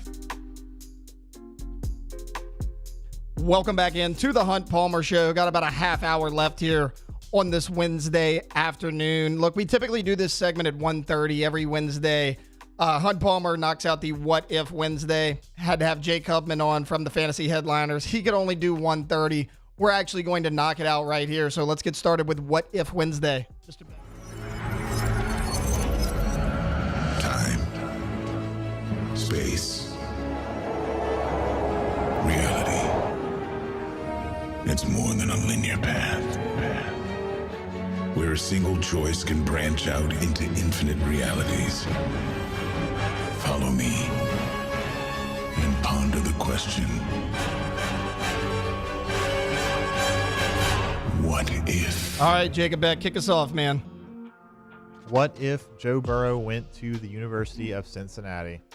Yeah, I mean, things would have been a lot different here in Baton Rouge in 2018 and 2019, right? I mean, if you remember when Burrow announced that he was transferring from Ohio State, the overwhelming favorite to land him was the University of Cincinnati. It was right there in his backyard. He was an Ohio kid. He wouldn't have to go far. Jimmy Burrow was really friendly with that coaching staff. Luke Fickell was there, who was on the Ohio State staff when Joe Burrow committed to them. He was the head coach out there at Cincinnati. All signs kind of pointed to that, but Ed Orgeron and the Tigers, they worked their magic. They swooped in at the last minute, and I mean, the rest is history. You see probably the greatest quarterback in the history of college football, the best team in the history of college football. None of that happens if Burrow goes to the University of Cincinnati. Does Ed Orgeron last as long as he did? Because if you remember his first year, when he got the job, he had a lot of naysayers. Then you lose to Troy at home your first year. That's not good. Burrow comes in, gives you a little bit of stability. You go 9-3 in 2018, and then we know what happened in 2019. Does Orgeron even make it to 2019 if Burrow goes to Cincinnati? That was big for LSU, to say the least. I would say that maybe he does, because 2018, I don't think Joe Burrow, I think if you have Miles Brennan at quarterback instead of Joe Burrow, I don't think you're losing that much, because Burrow isn't 2019 Burrow yet. He's only 2018 Burrow. You see what I'm saying? Yeah. I guess a lot of people were higher on Brennan than I was. Look, Brennan was certainly talented coming out of high school. I get it. I'm just saying, I don't think he's losing you any games that... It's like Joe Burrow didn't win you any games in 2018. Would you say he did? I'm not sure that he really did. Do you even get to the Fiesta Bowl against UCF? I mean, you beat Florida by 1 point. He engineered a comeback against Auburn that year. If you lose both of those games, you go from 9-3 to 7-5. Yeah, that's... in my opinion, I would say that I don't know that there's much of a gap between what Brennan showed you when he actually played and how Burrow played in 18. That's just my thing. But we'll move on. Moving on. What if Peyton Manning didn't injure his neck? Peyton Manning, my favorite QB of all time, the guy who kind of inspired me to play that position. If he didn't injure his neck, I think the Indianapolis Colts win at least one more Super Bowl, possibly two. What does that do for the legacy of Tom Brady? Where does Andrew Luck go? When Andrew Luck came out of the draft, he took a ton of hits behind a bad offensive line in Indianapolis. You remember, Luck was a guy who retired at only 29 years old. He surprised a lot of people. He said he was tired of taking hits. His body was wearing down. Does he go to a different team? Does he stay? Is Andrew Luck still in the league right now? I mean, it seems like such a small thing because you're like, oh, well, they moved on from Peyton. They move on from QBs all the time. He had success in Denver. He won another Super Bowl. Yeah, but this was actually an injury that kind of impacted the NFL and kind of still is. I mean, are the Chiefs what the Chiefs are? Does Patrick Mahomes even play for them if an Andrew Luck's at a different spot? Is Andrew Luck at the Chiefs? We don't know. That was a big one if you go back and look at it. All right, moving on. What if Oklahoma State beat Iowa State in 2011? Oh, Jesus. I can't believe this one's in here. Look, you put it in. I know. I was feeling fired up last night, but now I'm just depressed by the whole thing. Still hate Oklahoma State and Iowa State both for that. Oklahoma State had one job. Iowa State, you're a 3-win football team. Why do you care? Why are you trying to upset this team in the last game of the year? Oklahoma State's about 3 inches away from hitting a winning field goal in regulation. We know what happens. You play Oklahoma State in the national championship game. You roll Oklahoma State in that national championship game. Les Miles gets his second national championship. But what happens from that point on? How long is Miles here? Do you move on from Miles? Because if you don't, that doesn't lead into the Orgeron era, which goes back to our first question. It doesn't bring in Joe Burrow. You may not have 2019. All things happen for a reason. But look, that is the one LSU football game that I refuse to go back and watch. I won't watch that one, and I've never actually watched the 7 overtime loss to Texas A&M. I was on vacation in Gatlinburg, had to listen to Chris Blair on the radio call because the regional game on SEC Network, we were in Gatlinburg, was Tennessee Vanderbilt. And we were in a hotel room. We didn't have all of our channels we had at home. Had to listen to it on the radio, and we stayed up till like 2:30, 3 o'clock in the morning, just like all of you did. I've never went back and watched that game. Never go back and watch the 2011 National Championship game. That was a depressing one, so I'm in a bad mood now, so let's just go ahead and move on. Well, this may not make you feel any... Actually, you won't care because you're a Cowboys fan. Yeah, I don't care. What if the Nolan O call is actually called? Okay, so I feel like I'm the perfect person to talk about this. I am not a diehard Saints fan. I am a Saints fan. Let's not get that twisted. I mean, so many people here, I guarantee in the chat, wherever you're at, is like, oh, well, Taylor hates the Saints because he's a Cowboys fan. It's not true. I don't even consider the Cowboys and the Saints to be rivals. I watch every single Saints game every single Sunday. It's just, I will pull for them 16 weeks out of the year. The only time I will not pull for the Saints is if they're playing the Cowboys. But as far as this goes, it obviously should have been called. Would you have scored on that drive? I don't know. Maybe, probably. But if you score on that drive, did the Rams run a hurry up on the other end? Did they score? We don't know. That game went into overtime. A lot of Saints fans do not want to admit this. You didn't lose that game because of the Nola no call. You lost the game because Drew Brees threw an interception in overtime. I love Drew Brees. That entire offense was great. You had the ball in overtime with a chance to go down the field and score. You didn't do it. As terrible of a call as it was, it's probably the worst call in NFL history. You didn't necessarily lose it because of that game. You could have won it if that didn't get called. But that individual call did not lose you the game. You had a chance later in. And then the thing I hear, I'm going to get absolutely arrested for this. I can feel it. The thing that I hear all the time is, well, if New Orleans beats the Rams, they go on, they win the Super Bowl that year. Do they? I actually don't think they do. Because frankly, as a Cowboys fan, I kind of thought the Rams were the better team that year. It was neck and neck though, but would you have had any different performance against that staunch Patriots defense than the Rams did? I don't know. Tom Brady's won 7 Super Bowls for a reason. You going to go in there and beat New England? You may have. Could you have put up a better fight than the Rams? Maybe. But I mean, I feel like everybody that I work with is like, oh, well, if you beat the Rams, you definitely win that Super Bowl. Maybe. The Nolan no call definitely should have been called. There's a lot of what ifs, but I don't know. They definitely win the Super Bowl. What if the 07 Patriots beat the Giants in the Super Bowl? Well, if the 07 Patriots beat the Giants in the Super Bowl, we're probably talking about them as the best NFL team of all time. I mean, if you remember, that 07 Patriots team was dominant. Randy Moss had, I think, 20 receiving touchdowns that year. It may have been even more than that. I'd have to go back and check. That was peak Tom Brady. Your 3 receivers were Randy Moss, Dante Stallworth, who still had a lot left in the tank, and Wes Welker. You had Lawrence Maroney at running back. Kevin Falk was still doing his thing. The defense was as good as it ever was. I mean, that team rolled to a 16-0 regular season game. Probably the biggest upset in Super Bowl history, at least since I've been watching the Super Bowl. I mean, who knew the Giants were going to get them again a couple years later? But if the 07 Patriots win it, because think about how often we talk about the Miami Dolphins. We're like, oh, no other teams win undefeated since the Miami Dolphins did it. If that 07 Patriots team does it, their margin of victory, all the numbers they put up that year, we kind of forget about the Miami Dolphins at that point. I think you look at the Patriots as probably one of the best single-season teams of all time in NFL history. All right, moving along here. The last one. What if aliens actually exist? So there's been a lot of talk about aliens. T-Bob was getting all fired up about this on OTB. There's apparently some trial going on where they're questioning a guy in the FBI saying they found a ship, and he said, oh, well, it's a non-human that we found. I don't know what that means. What if I'm gonna ask you and Casey, guys, what would you do if aliens actually existed? I mean, what are you gonna do? There's nothing you can do, I guess. I mean, I'm not gonna say that there's no chance that there's other life out there when the galaxy is so vast. That's just my opinion. Yeah, I was gonna say they probably do exist. We just probably won't find them anytime soon. I mean, I'll probably just live my life the exact way that I'm living it right now. Yeah, I wouldn't care at all. What is your favorite alien movie? Probably Aliens. Okay. That's pretty solid. You just going Aliens? Or Alien. I mean, they're both really good. Guys, the answer is Men in Black. Great Okay. movie, great action, great franchise as a whole.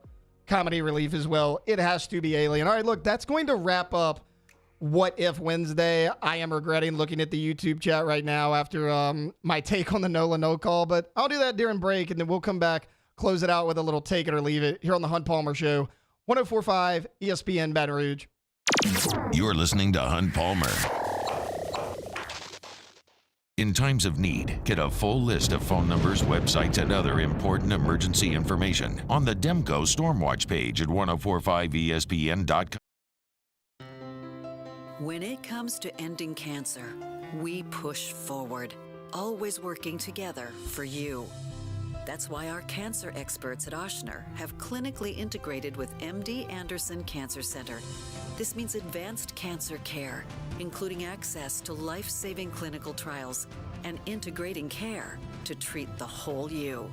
Introducing Ochsner MD Anderson Cancer Center. Long live you. It was a humid day, barefoot children play, looking for that summer shade. Time to slip away. Oh, Louisiana, some kind of hold on me. Like cypress stumps, your roots are planted deep inside of me. There it is, the extra mile, on the border of expected and extraordinary, for those willing to go further, like vans customized for work or play, with safety and tech to keep you connected. Supported by a 5-star sales, service, and finance team, and backed by the 1-star you know. So go the extra mile. It's never crowded, because so few have what it takes to go there. Mercedes-Benz Vans. When is a taco more than just a taco? When it's Government Taco. Voted best tacos 3 years in a row by 225 Magazine, Government Taco puts the most delicious spin on tacos the capital area has ever seen. With creative combinations like the Magna Carrot, the Filibuster, or the Steak of the Union. Plus perfect tortilla chips paired with the best salsa and queso you've ever had. And happy hour every day from 3 to 6 p.m. and all day on Thursday. Government Taco, 5621 Government Street. Hey there, little buddy. What's the matter? What's the matter? My windows, siding, and my door. That's what's the matter. Relief Windows can fix all of that. I got you. Pop, pop. What's up? Oh my gosh, look! Curb appeal. That's a good-looking neighborhood. ReliefWindows.com. Gulf Coast Office Products is a nationally recognized Savin office equipment dealer based right here in Louisiana. Over 100 employees strong, Gulf Coast has the boots on the ground to support all vertical markets, from education, engineering, legal, and finance. With the latest in office technology, from desktop to production segment units, Gulf Coast and Savin have the perfect fit for you. Call 225-756-2644. That's 756-2644 for Gulf Coast Office Products. I've been doing business with Luba for 25 years. They're dependable, trustworthy. It's just the attention to detail with our clients. Our folks have years and years of experience. They're highly trained professionals, but many companies have that asset. What I'd like to think makes Luba a bit different is that we use those talents in a way that truly is dedicated to serving the needs of the folks who depend on us. Dylan Cruz here to tell you about Six Rings Baseball and Softball Camp. If you live on the North Shore and play ball, go to Six Rings Camps with former LSU assistant coach Dan Canaveri. His knowledge is second to none, and your child will improve and have fun doing it. Camps are held at Coquille Park and Six Rings Academy in Covington with 4 sessions over the summer. Full day and morning only sessions are available from ages. It's Matt Moscona inviting you to join us for Wednesday's Hump Day AFR, presented by Pluckers. We'll get you an update from Saints training camp and the absolute latest from ACC and Big Ten Media Days. Join us 3 to 6, 104.5 ESPN Baton Rouge.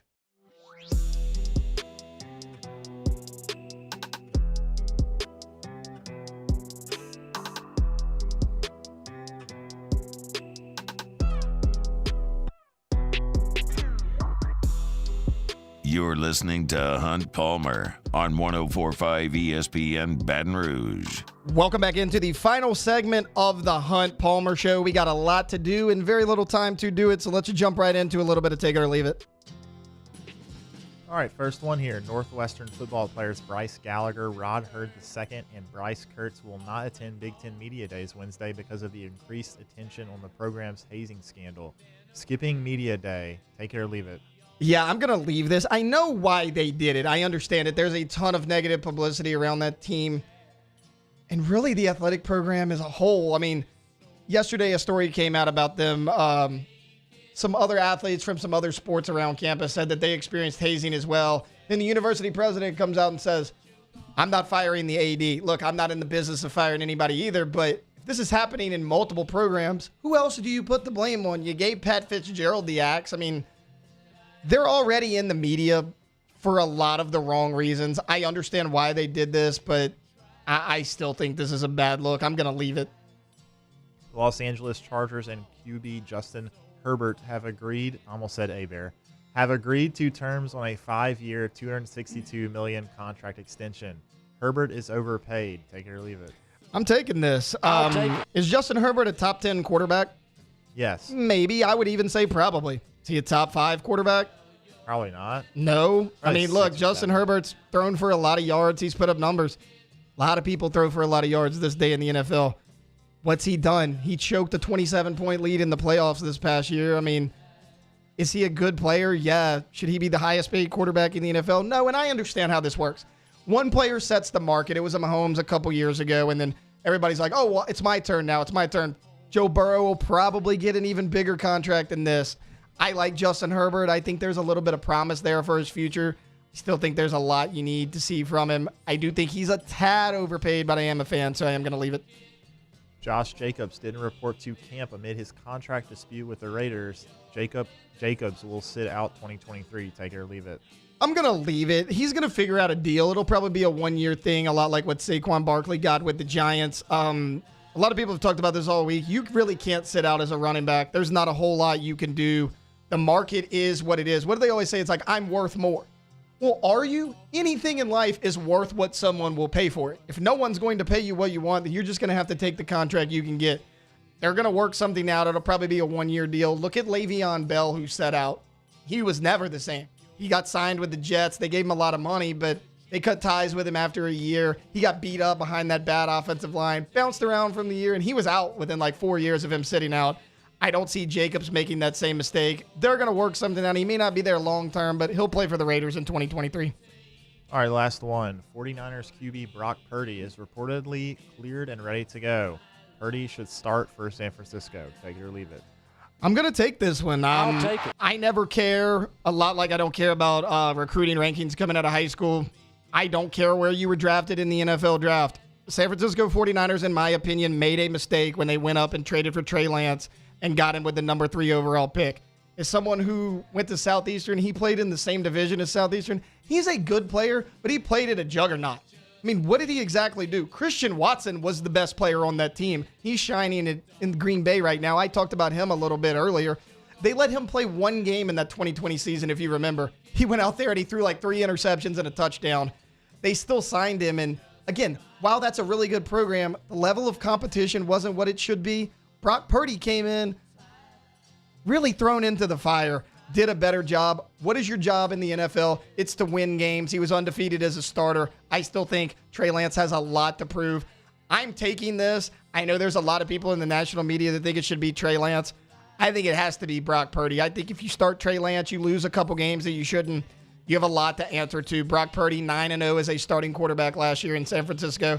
You got the weapons. You got that great offensive line. You're going to have a good running game. Kyle Shanahan, probably the best offensive coach in football. The best offensive player might even be Christian McCaffrey, who's on your team. You still have Debo. You have George Kittle. You have enough pieces around Brock Purdy that can help him elevate his level of play where he succeeds. He didn't turn the ball over a lot. Very reminiscent of all the games they won with an Alex Smith and even a Jimmy Garoppolo. I'm taking this. You got to start Brock Purdy. All right, that's going to wrap it up for Take It or Leave It. And it's going to wrap up our show. Really fun show today. Kicked off things. Talk about the New Orleans Saints, 5 players who may have the most to prove heading into this 2023 training camp. Then I dove into the second-year wide receivers, that great draft class we had a year ago. Which wide receiver will take that second-year jump? I think it just might be Chris Olave of the New Orleans Saints. Then Jake Hubman of the Fantasy Headliners joined us. He was a wealth of knowledge, gave you everything you need to know heading into the fantasy football season. Hit a little bit of college football. We started with some LSU concerns on their defense. Then I dove in to some of the biggest quarterback battles surrounding teams in the Southeastern Conference. Of course, we did What If Wednesday. I'm going to take a lot of flack for what I said about the NOLA no call. And then, of course, wrapping it up right now with Take It or Leave It. So that's going to do it for this Wednesday edition of the Hunt Palmer Show. Wrapping things up here. Stay tuned from 3 to 6. Matt Moscona, the man himself, going to drive you home. That's coming up right here on the Hunt Palmer Show, 104.5 ESPN Baton Rouge. There it is, the extra mile, on the border of expected and extraordinary.